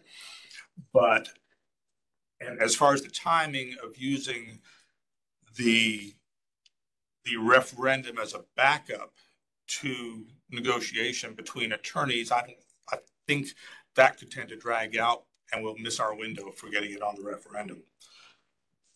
And you had 3, I would rather the motion be divided into 3 recommendations to referendum so we can vote individually. So, you know, if it's what we're focused on. So if one recommendation is a referendum on the whistleblower protection, you want to make that motion? I do. Second. Any discussion on the whistleblower a request that be included a referendum review or presented to the city commission if they decide that's the only option to do it? Discussion? Yes, sir. Should we clarify it to say that we, if possible, we would like to see it as a amendment that's voted on separately from a.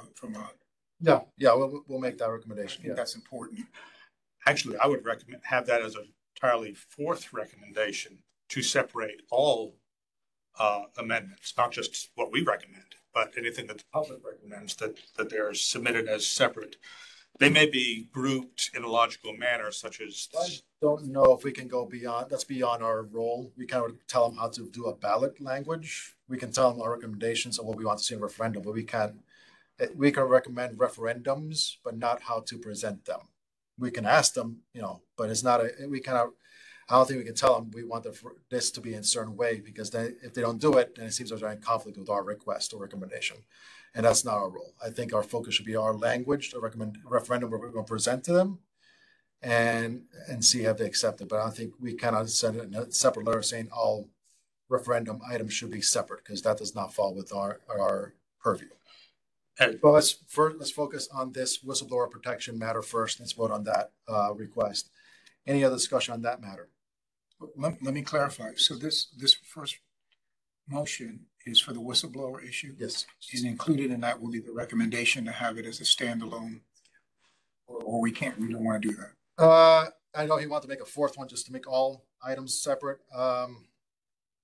We can say ideally, but I'll send a separate letter saying we want all referendum items to be a separate issues. So I think that would clutter things up a bit too much. We have to focus on. Just some of the ones you mentioned already have been recommended by the elected officials are controversial in themselves. Yeah. I can see the whole thing going down in flames, and we don't have a separate. That's why we gotta be very careful what we're recommending and Yeah. how we don't control how they present it. And remember, this is gonna be when the voter goes to the voting booth, all they're gonna see is a summary. They may see a copy of the ordinance itself, but all they're gonna see a summary is like, okay, do you believe city employees should be extended whistleblower protection? Oh, that's a no-brainer. Yes.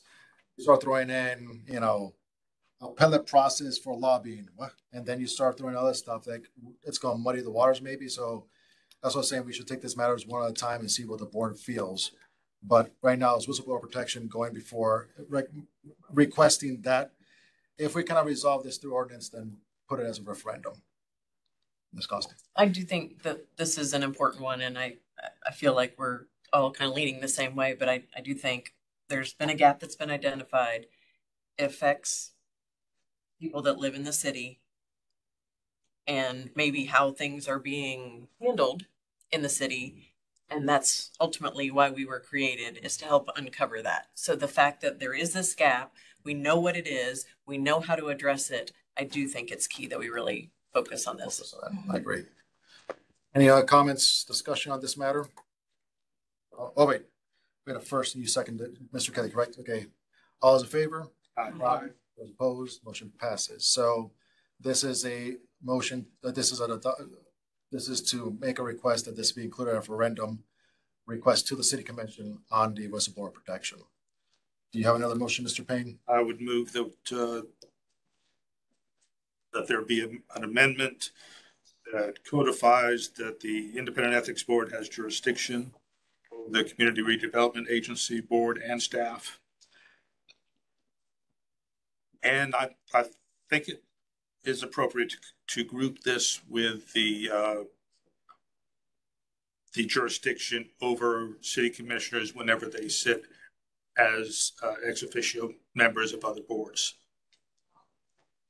Okay, so you're making a motion to extend it to, sorry, again. So there's a lot going on there. Extend jurisdiction to the CRA board and staff. CRA board and staff. Is that it? And it may be appropriate to have a separate recommendation for jurisdiction over city commissioners, whether or not they sit as the city commission, but as well when they sit as ex officio members of other boards, such as like that. What you're trying to say is basically, if you receive a board appointment purely because you happen to be a member of the commission, your ethics rules of the commission apply to you while you serve in that other role. Right. So if you want to go run for your neighborhood watch and win it, ethics of city don't apply to you. But if you're appointed to the blueprint or the CRA purely because you're seat 4 or whatever at the city commission, the ethics rules travel with you. That's the case with the CRA, with the IA. Only selected members of the CRTPA are city commissioners. So I'm not sure if that might be included in that, but Your ethics rules don't go away when you join this exactly. board that also has people from the county. And it's a little concerning, I think, because we seem to be dealing with three things. Lobbying seems to be a hot button issue, which is who's helping people ask for the money. The other hot button issue we have is whistleblowing, which is when somebody's doing something wrong with the money, how does the staff stop it? And then the third now we have is where does the money actually get given out? It seems like it's these intergovernmental agencies. So for us to then say, well, the rules don't apply to you when you're actually over at the agency that gives out all the money seems a little nonsensical. Well, of course, the city does give out a lot of money too. But yeah, that's generally the picture here. Can I ask a question? Yeah. Do you guys have any knowledge of CRAs around the state and on this issue? Very limited. I think part of the complexity though is that there's, what we haven't done any homework is that there's statutes relate. This is not just at this level. I mean, you know, there are statutes that relate to the how they operate. Historically, where we have been up to this point is that we agreed to disagree until it gets to, until we get a complaint. Because when we went to them before, we asked them to codify it, and they said they don't need to codify it because it was their intent for these to be separate agencies and not city. And, you know, they make their argument for that, including city commission members. So we hold to our position and they hold to theirs. And that's generally where they are now. So I would not see them wanting to move forward with the referendum because they already have, they've stated their position, which is that and they've agreed on that position by way of vote that what I think the mayor might have been the only opposing person, I don't remember now, but they at the January 26th meeting, even before the ethics workshop, they made a decision on, gave their position. So I'm not sure us or you all requesting for referendum is going to go anywhere because they've already. We have a motion. Do we have a second for his motion? Second. Okay, just for discussion purposes. I'm gonna be voting down on this simply because, again, our focus should be the whistleblower protection. And that was more, you know, the disagreement on the whistleblower protection seems to be more about how the process should be done. The city attorney believes it should be a referendum. Fine, let's go through a referendum. This other matter seems that there's more disagreement, or they have a different philosophy as far as how this, what covers the CRA operations or not. And again, I don't want us to, you know, lose focus on what should be accomplished. If we can get the whistleblower protection accomplished, that'll be a huge leap in getting our job done and helping us continue to, Mr. Floyd continue to do his work, to do his job. So my focus, other than whistleblower, I'm going to be voting against it. I may be forced to sign a letter I may not agree with, but I'm going to vote against it because I believe our focus as a board should be solely on the whistleblower protection because that has to be resolved more than anything else. And if that is our focus, then we can carry that as, you know, to a public. If they ask us what is our focus is whistleblower protection because we see this gap that has to be addressed. So just to clarify, if the motion is to put this up for referendum, it is possible that it would be grouped with the others. So it would be a paragraph that would read the three things related to the Independent Ethics Board. But most possible, we can't control that. And everything else they want in there. And and everything else. Okay. Yeah, everything else. And just the mere fact that it took Mr. Payne a few times to tell us what the motion was, that's going to be what's portrayed in the actual ballot. And simpler the better. You know, KISS, keep it simple, student. We want to focus on this whistleblower protection. That's my sole focus, and that's my position on this matter. Mr. Payne. A couple of things. First of all, the vote on the jurisdiction issue, that was a vote where Commissioner Matlow recused himself because he had a pending issue as a member of the CRA. So it was a 3-1 vote with the mayor in dissent against jurisdiction. The Commissioner Porter's vote was basically because what they were declaring was the current law. And the city attorney stated that the current law says that we don't have jurisdiction. The other thing mentioned that if we put it before the commission and they don't like it, it doesn't go anywhere. That's not quite true, I don't think, because everything that's presented will be public record. And the commission will be voting on each of the issues. First off, the Charter Review Committee will be in charge of vetting these issues and presenting recommended amendment language to the city commission, and that will be public record of what they're voting for, what they're recommending. City commission will vote on it, and the public will see what they're voting on. It may be voted down to never make it to the ballot. We don't know, but we need to keep the issue before the public. Yes. Would it be possible, and maybe I'm saying the same thing or getting a little confused here, but would it be possible to present one as the whistleblowing, to more the city commission saying this is our priority, to actually the city commission, and then maybe some of these other things more to the Charter Review Committee and say these are other things that we would like you to consider, but yet we're going all the way to the commission to present this one, because this is, while it comes under a little bit of the Charter Review, this is what we feel is a strong priority. These are things, I know we came before them and said we would like you to, but this is going back to the table like we were talking about last meeting, but we're still coming to the review committee and saying, we would like just a couple minutes to present on A, B, and C of other things that we think you should consider while you are reviewing the charter. Yeah. Is that a possibility to be two separate things, or does the whistleblower also have to go to that committee and then it all kind of happens? Mr. Reek, is that a possibility of us presenting directly to the commission if we want the whistleblower protection to be our priority, and then as an alternative, we can present the other recommendations to the advisory board, Charter Review Board? Yeah, I mean, I think we could do that.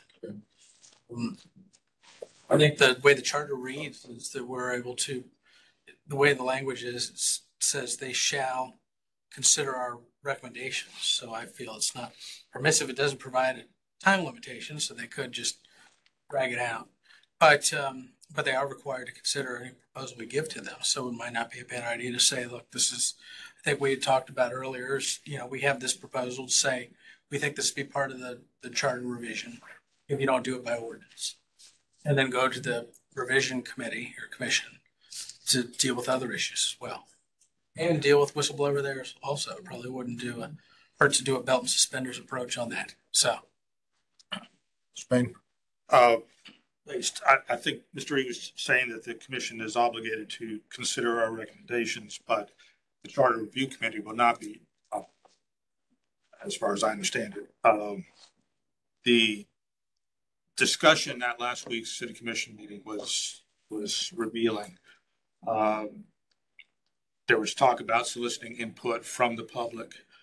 Commissioner Porter said, how much time do we need to solicit input? Because the public is going to have the opportunity to speak at the CRC meetings. The mayor pushed back and said, we don't want it that wide open. We want to decide first off the issues priorities. They didn't vote on this, but it's the mayor's idea that if recommendations come in after the committee is formed and they are given their task, those are going to have less weight with the city commission. That's my feeling in this, just seeing how people spoke at the commission. So I was set in stone, but the city commission can set the parameters if we want to have a referendum on the following issues. 5 issues and just limit it to that. That's what he's saying, the mayor suggested. They can do that. And That's that's the pretty- thing, yeah. we gotta be very careful what our requests are too. If they can narrow the scope, say we just want 5 issues and we're trying to, okay, by the way, we want these other 3 issues jumped in there. Focus should be, we should be very careful with our focus then. If we're getting the impression the city commission wants to limit the scope of this referendum to certain matters regarding, districts and size of the commission and things of that nature, we should be cognizant of that and be very focused on what we want to accomplish this next year. On the whistleblower one, is it worth also with whatever letter we send, pointing out to the commission that we had this disagreement over whether we had authority to do this? Your attorney said you need a referendum. We disagreed. We asked the AG. Your attorney told the AG not to answer. So how can you not pass it through to a vote on the referendum? Because at some point, you keep telling us this is what's needed. Now we're asking you for the things that's needed. We tried to do a workaround. You stifled our attempt to get an opinion on the workaround. So it seems like a strong argument to let them know. I think, history here to try and get it onto a vote. I think so. And it's the same argument presented with the extended jurisdiction over the other boards. Because the city attorney said that if that is going to be changed, it would need to go to referendum. And that makes sense. I think with a focus to win on whistleblower protection, we have a stronger argument for pushing for the other areas of gray. Later. That's what I'm saying. All right. We have a motion and a second. Any more discussion on this? Is the motion to recommend a referendum on the matter of CRA of city commissioners sitting on boards that they're sitting as ex officios as a result of their position as city commissioners, which include the city staff working as CRA and similar boards of that nature. Is that correct? That's correct. Okay. Motion, Ms. Costa. Real quick, just for point of clarification, will you remind me of the other two that we're going to vote on to just for quick separation? So we did whistleblower, this one, and the appellate process. Appellate process over lobbyists. Yeah. Okay. But this one is a whistleblower one. No, this is separate. Yeah. No, this is something else. Whistleblower's done. No, I know, but I'm saying that what you're saying is if they're on the CRA and they're a member of our commission, then somebody could file a whistleblower complaint. If the other is passed. Right. Yeah, but this basically gives us jurisdiction over something we don't otherwise have jurisdiction. So it's not, let's say whistleblower doesn't pass, but this passes, then we have extended our jurisdiction, but. And I don't think this referendum will be limited to the CRA or any particular board. It would be that if you get elected as a city commissioner and that gets you another position of public trust, your ethics follow through with you because you're there. The only caveat there is I wanted to include the CRA staff as well. They spend a lot of money. And currently they are not. And Mr. Floyd, Mr. Reed, remind me, I know it's our position that they are covered, but the city's position is that the CRA staff is not covered. Is that correct? If they are a city employee, like the way that these agencies work is that they don't have a separate payroll company that pays these employees. I think they give them a choice to be either a city employee or a county employee. And obviously we don't have any authority over a county employee, but if they're a city employee, and I think one of the issues that we've pointed to is that the pension plan is explicitly only open to city employees. So people participating in the pension plan, obviously they're city employees. So, and then as far as what Mr. Commissar said about the city commissioners that sit on this board only through operation of their position in the city commission, then they don't get to separate the ethics there. That if they did the homeowner association, yes, they would. So I think that we've taken a position that we have authority over the elected officials acting in their capacity on the blueprint and CRA and city employees. They're city employees. But we would not have authority over the other employees. So I don't know if that's what you're discussing.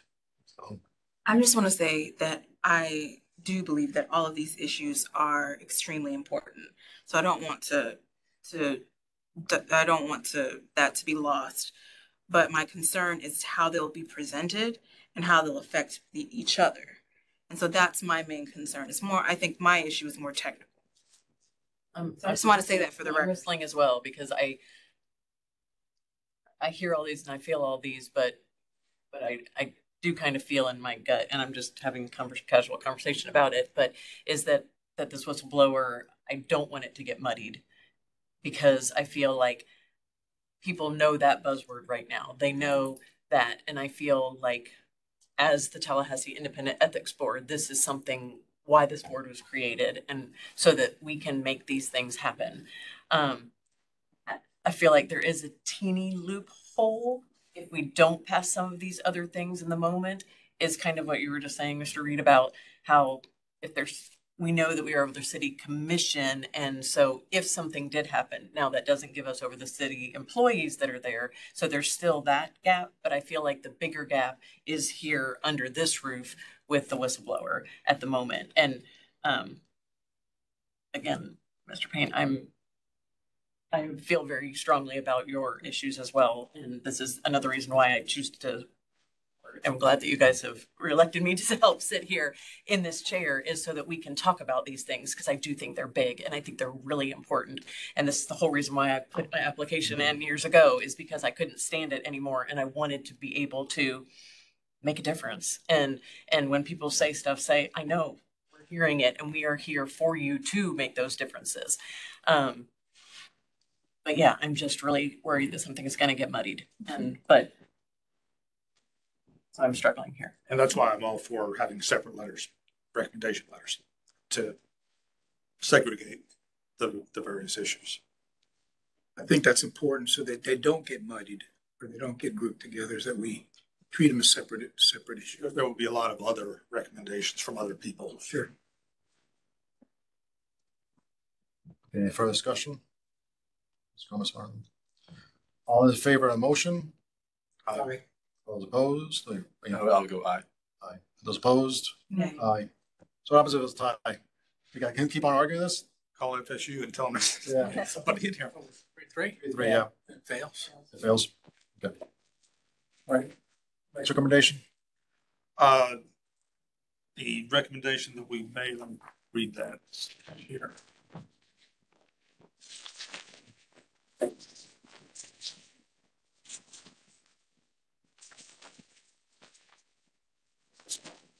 This is the appellate review process for lobbyist complaints. For enforcement of lobbyist regulations. So the process right now, can you explain to us the process, or Mr. Reed, what is the current process regarding lobbyist complaints? Mr. Payne, is this the proposal we sent to them? Yes. And they didn't go with it. So, and what Mr. Cook's explanation of this was of course, he is in charge of handling all lobbyist registration and regulation. He says if he finds out about somebody not registering, he'll pick up the phone, give them a call, and generally they'll comply. My issue is if they don't comply, what happens? That is right now it would go before the State Ethics Commission or to court, but we can keep things in-house by using our own investigation powers and that sort of thing. Just to clarify, I think we would not be like the court of first impression. We would simply, so we had worked with the city commission to enhance the penalties for lobbyists that failed to register. And it was like a first offense, a second offense, third offense, and it progressed, the penalties did. If somebody were to receive a penalty and it was issued against them by the clerk and they wanted to dispute that, there is no judicial review except to go to circuit court. And our recommendation at the time was that, well, why force people to go to circuit court and litigate these issues if we could just take a look at it? It might just be an easy way to keep it in-house. So that was the very limited role that we had proposed, but that would definitely require a charter. This is just reviewing penalties. Yes. Just reviewing penalties, not the actual. Oh, yes. So basically, we have to, Mr. Floyd, be looking at penalties that are filed and say whether or not it was justified or not. That's basically your role. So resources will be dedicated from this board to argue whether or not a lobbyist has paid or not. So we can give them a free ride through us, or force him to go to circuit court and actually resolve the matter that way? That's basically it. Yes. So basically, it would be on the lobbyist to spend his money to argue whether or not he's paid enough penalty. Who he has to incur the cost of going to court. Yeah. Versus us covering that cost for him through Mr. Floyd's resources. It's a way to put it. Well, actually, the way it generally works, like for the city commissioners, the city commissioners hire their own attorneys to appear before us in a probable cause hearing. When we find no probable cause, as we have in every condition, then they apply to the city for reimbursement of legal funds. Lobbyists would not have that option. Yeah, but he's still spending time on that matter. It's his time and resources being dedicated versus us. If he's really want to argue a $500 fee, it'll be cheaper, easier for him just to go to Mr. Floyd, I want to appeal this, versus going to circuit court because he's got to pay fees there, to file the paperwork, to go through the court process, to have a hearing. Am I mistaken, Mr. Reed? This will be a process, right? What was that again? The process will be right now, if a lobbyist is contesting a fee, he has to spend his resources to go to circuit court across the street, right? Yeah, likely, but Yeah. Otherwise, he's just gonna bite the bullet and pay it, versus probably simply appealing it, might cost him more to go challenge. to litigate it, versus simply doing a free appeal process through Mr. Floyd. Mr. Floyd, he's only one man. He's a great guy, but He's more than one man. yeah, Yes. to dedicate now to review penalties of a lobbyist who's only pay a $5,000 fee. I just, My comment on that is I thought I understood very clearly, this is an issue right now. It hasn't been a problem. And so we just got to be careful that we're not putting solutions for problems that haven't even occurred yet. That would be my concern. I just think it's we don't want to over litigate. We don't want to over regulate. And especially with all the other issues we're trying. And again, all of us have made it clear that first issue is the biggest. And I agree with you there, and for that reason, I will withdraw that motion there. But I want to, in order to focus on the other two, one. Appreciate it, Mr. Peter. On his withdrawal, I just want to note, I was planning on voting against it based on the same idea that if it seems like we don't even have people really registering right now, we don't have people getting dinged and then not liking the outcomes and then needing an appeal. So in my plan to vote against, as we were voting on the last one, I was trying to remember what are 3 and 4 that we're about to do. And so I plan to vote down 3. And I just wanted to say that at some point, possibly in the future, maybe we should come back and look at 2 again, because if we end up walking out of this and saying this is a 1 in 10 year process and we only have 1 recommendation, if we can cut through everything else, maybe it's time to go back and look at another one. But yeah. I can't recall what 4 is. So 4 was, yeah, there was no, 4 was the idea was lumping things together. We already have one right now. I do have a legal question. Normally when there's a tie, there's an overtime period. Sudden death? All right, if you want to do that. Penalty case. Yeah. Yes. All right. Yeah. So as of right now, Mr. Payne. Actually, on that 4th issue, it was not a question of keeping our recommendations separate. That's all of, yeah, that's the issue. I don't think we have, it's within our purview to tell them how to set up a ballot or how to present that to the voters. That's something that they have.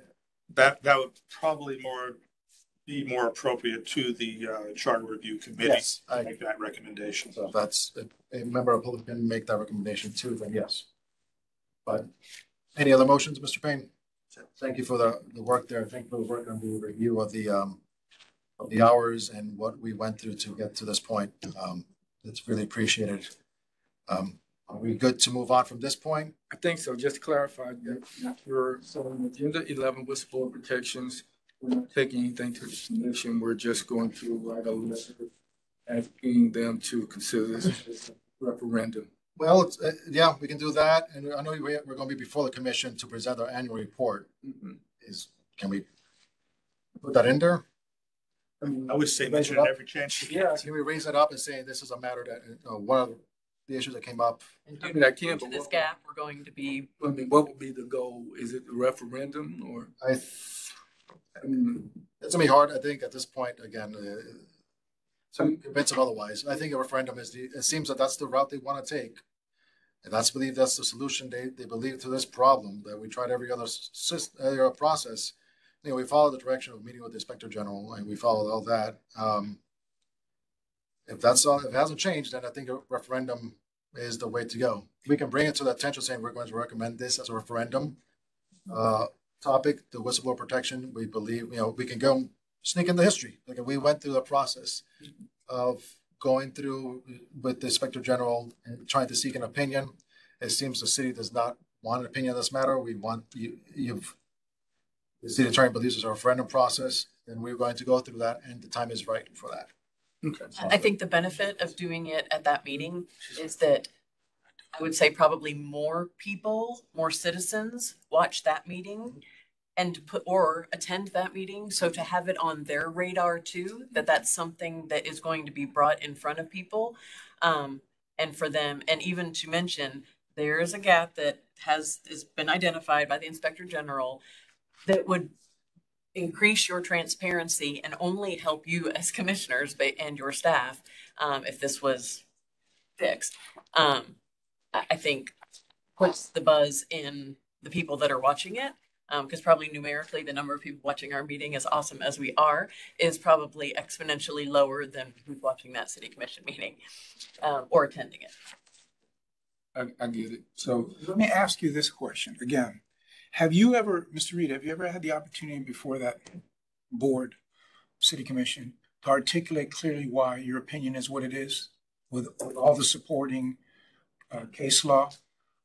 And I almost think that when you're presenting this, that should preface it. You know, this is where we stand as an ethics board.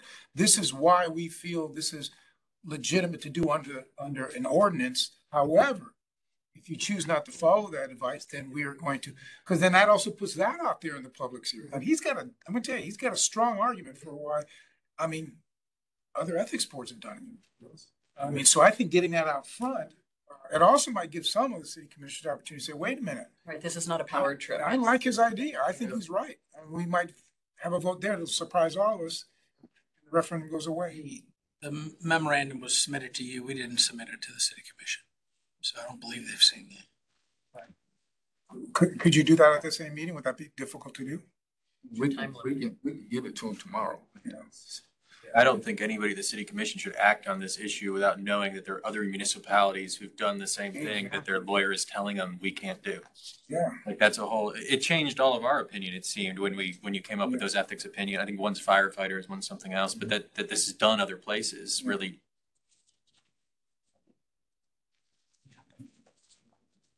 Let us know when you're going to do that. I want to be there. We'll bring popcorn. Yeah. All right. Spain, I mean, we're good. Okay. What is the recommendation? So we're not doing what we recommended. No. Basically, we're asking them to accept the recommendation of the city attorney and submit the recommendation to the city charter review committee. Okay. That's what they voted. And the other thing, we're going to just sneak it in at the review, or we're going to send it to them tomorrow, or what? I thought you were going to be going before the full city. Well, they were scheduled to present our annual report. That's what's in the agenda right now. And On the 11th? On the 11th, I think, correct? That's what we're presenting. Well, now, I've asked them to schedule us for November. I haven't heard back. Okay. First meeting in November. First week in November, and that's for the purpose of presenting our annual report. Annual report, yes. Okay.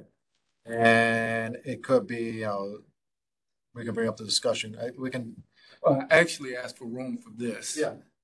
Because I thought you were going to do what I asked. But yeah,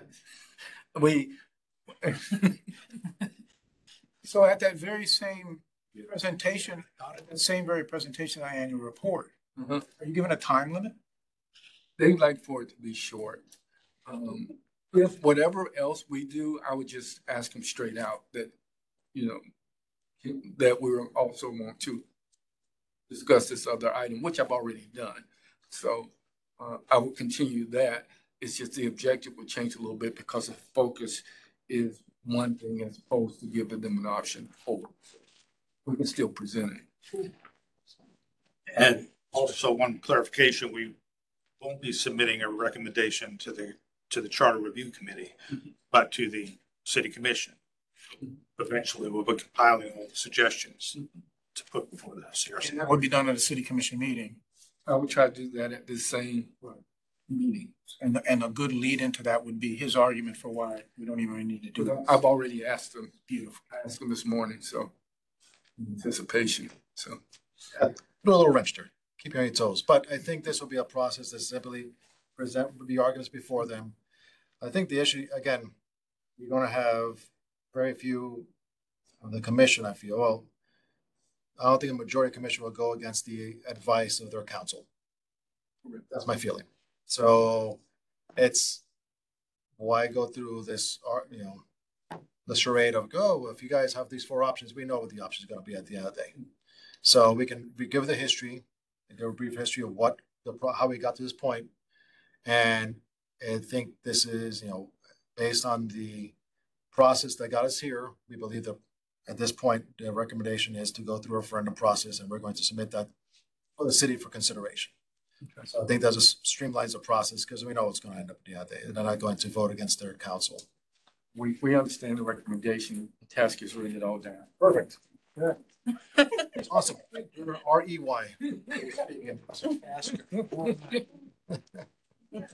We got it on video. All right. Agenda item 12, John. Advisory opinion. Oh, it is? Okay, good. All right, let me see.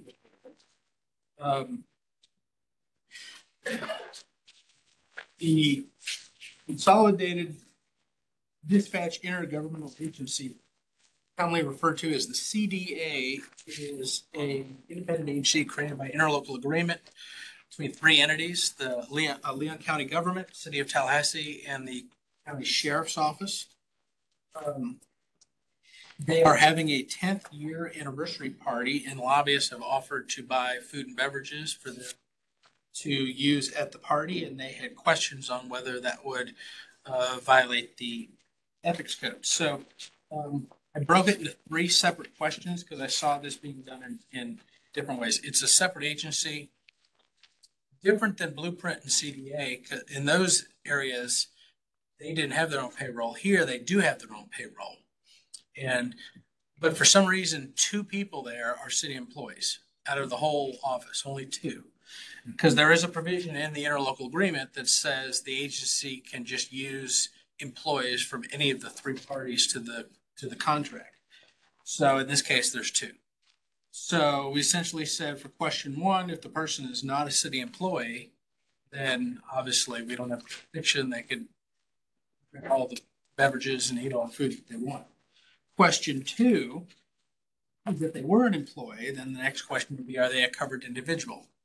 If they're not a covered individual, then again, they can eat all the food they want, drink all the beverages they want. If they are an employee and a covered individual, then it would likely apply. And I think like we've done in past opinions, we provided this language saying that you can not have to deal with this if they just donate it to the agency and the agency just sponsors the party for all their employees. So that's essentially the opinion. We previously conveyed this in shorter format to them. So I think they've already had the party probably, but I think we still want to get it on paper. So that's essentially, we broke it into three pieces. And those are the three pieces. Any comments, questions, concerns? We thank you for this great opinion. Yeah, we have to make a motion to adopt. Okay, yeah, motion by Mr. Kelly, second by Ms. Calhoun. Any discussion? All in favor? Any those opposed?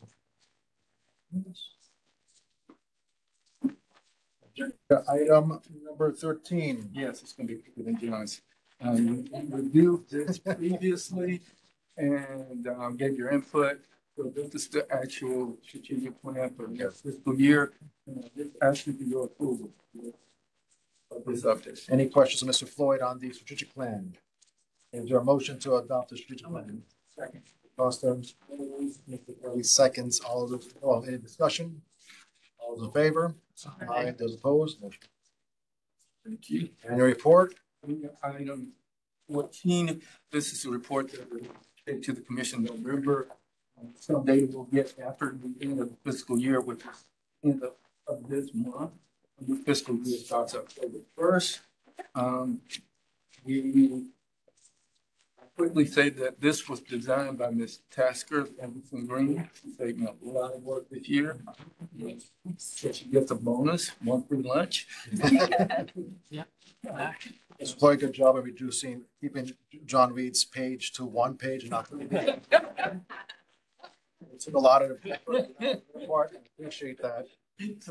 So I can just state for the record, I produced one paragraph and they contacted me, said we need more copy.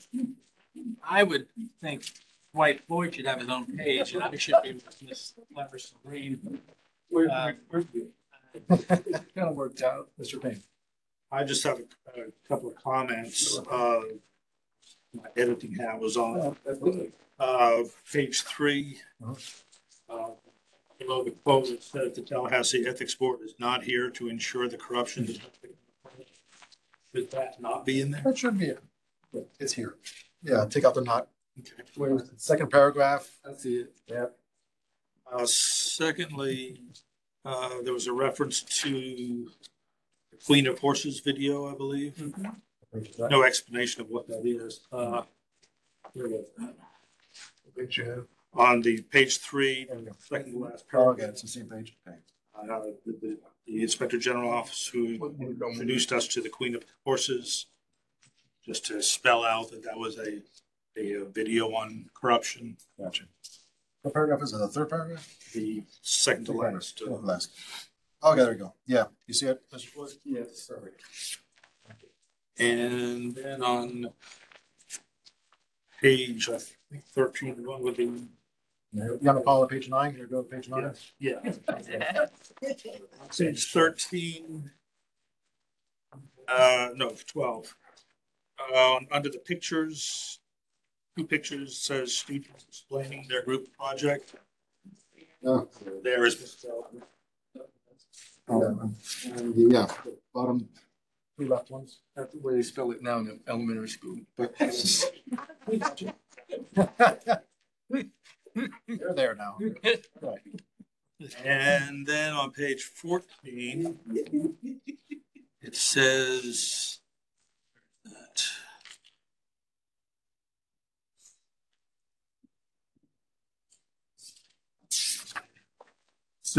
somewhere it says the board is the final authority on accesses. Yeah, so it's the second last sentence. Assessed. Yeah, it should be assessed rather than accessed. Yeah. You see it, Mr. Floyd? yes. And anonymous. Where is it? You may remain anonymous. The yellow, anonymous. Oh, yes. Jump right in. I like that spelling better, actually. Anything else? And that was it for that. Okay. So what we're asking that you With the edits. approve it with the edits so we can go ahead and get it printed. Motion to approve with the edits. So moved. Mr. Kelly, next motion, Ms. Costa seconds. Any discussion? All in favor? Aye. Opposed? Thank you, Ms. Green, Mr. Floyd, and Mr. Payne. The process here, it's getting better every year, I feel. What we actually end up material and the actual work we do. That John's elementary school picture and Yeah. I think it's at least high school, right? All right. Annual evaluation. Oh, yeah. Yeah. Yes. Yes. What do we have? This is a compilation of what everybody presented in my evaluation. I included my job duties, because you've never seen that before.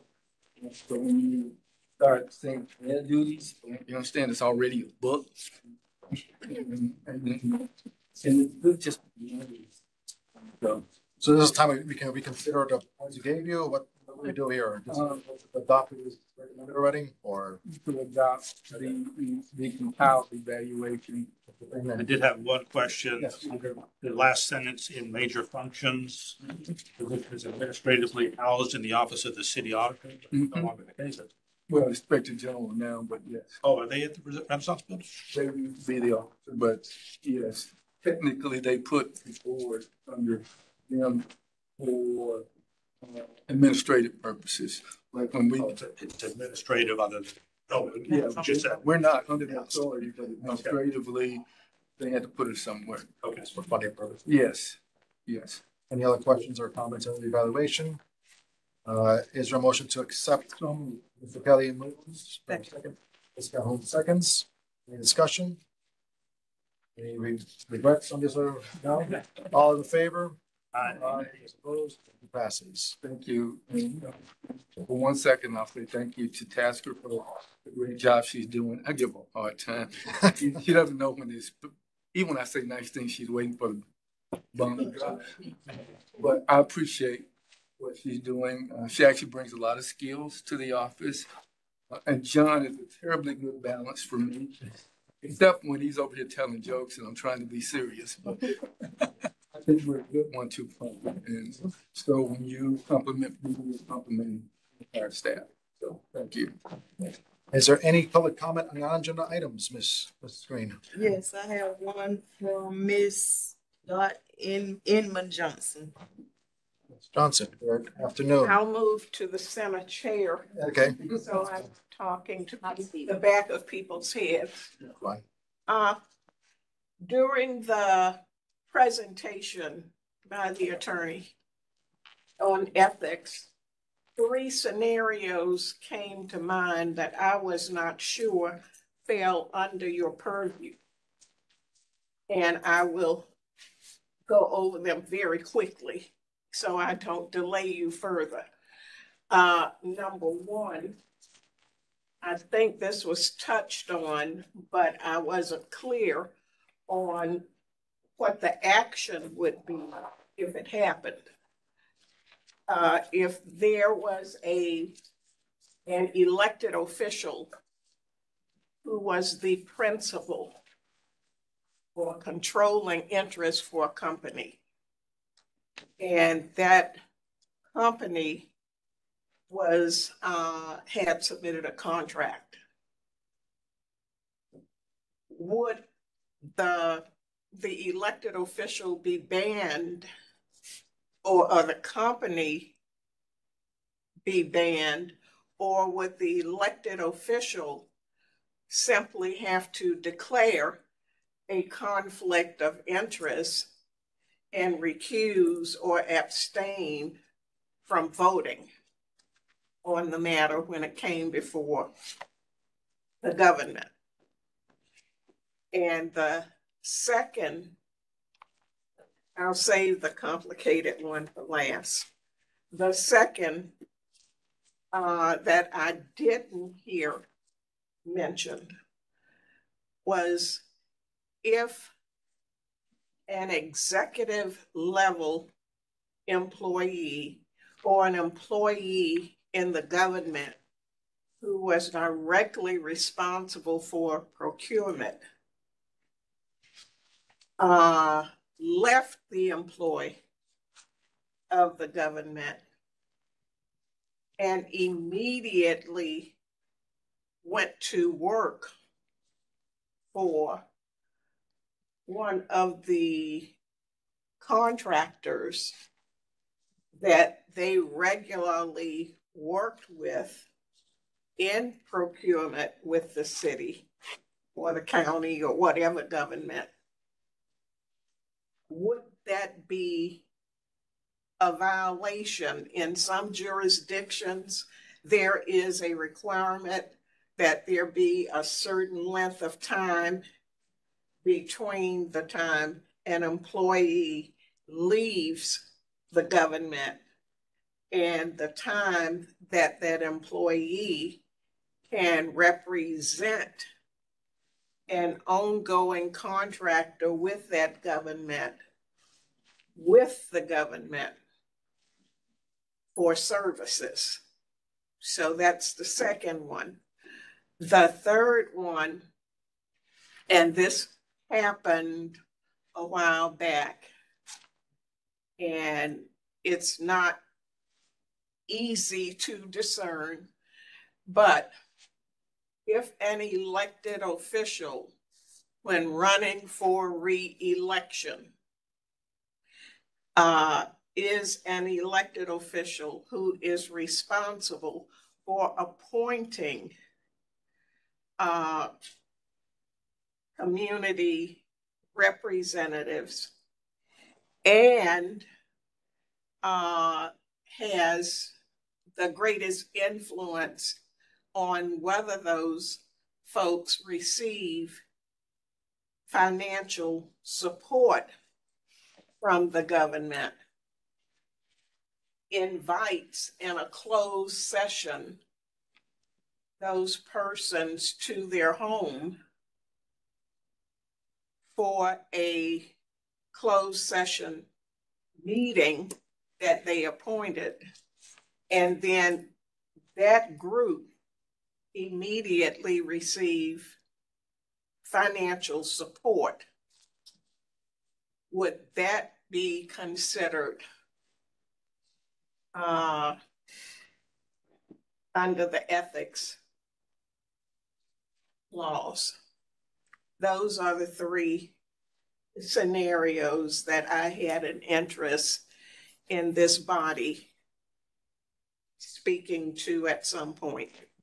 Okay, that's something we can consider, but at this point, I don't think the board should be engaging addressing hypotheticals. There's a lot when it goes to discussing ethics that you cannot simply say off the cuff, what you think a scenario would be or not a violation in that situation. If there's specific, it seems these examples are very specific. If there is an allegation of a potential violation, then that will be, and you think it's ripe for a complaint, then that should be the process for us to review those scenarios. I think we get advisory opinions to members of city employees who are subject to the ethics commission in order to clarify to them what their responsibilities are and how they to comply with the ethics code.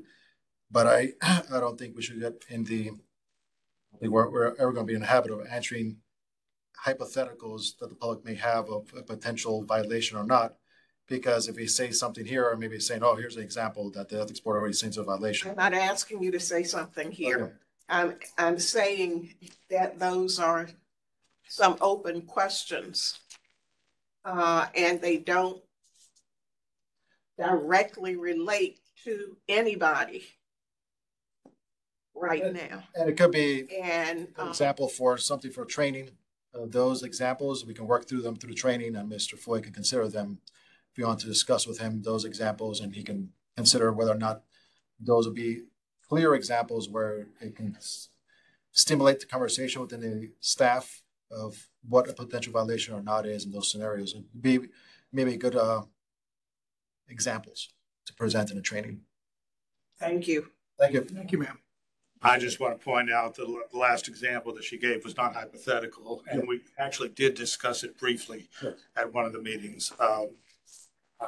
There was never a complaint filed. I did throw out the question of whether or not the group included lobbyists and whether they registered, but nothing was further done with it. Actually, one of them, there was a complaint, but I think what Mr. Ray says would be accurate because there's so many things that go into answering those type of questions, and you don't generally just deal with hypotheticals without digging into the facts. So every case would be different.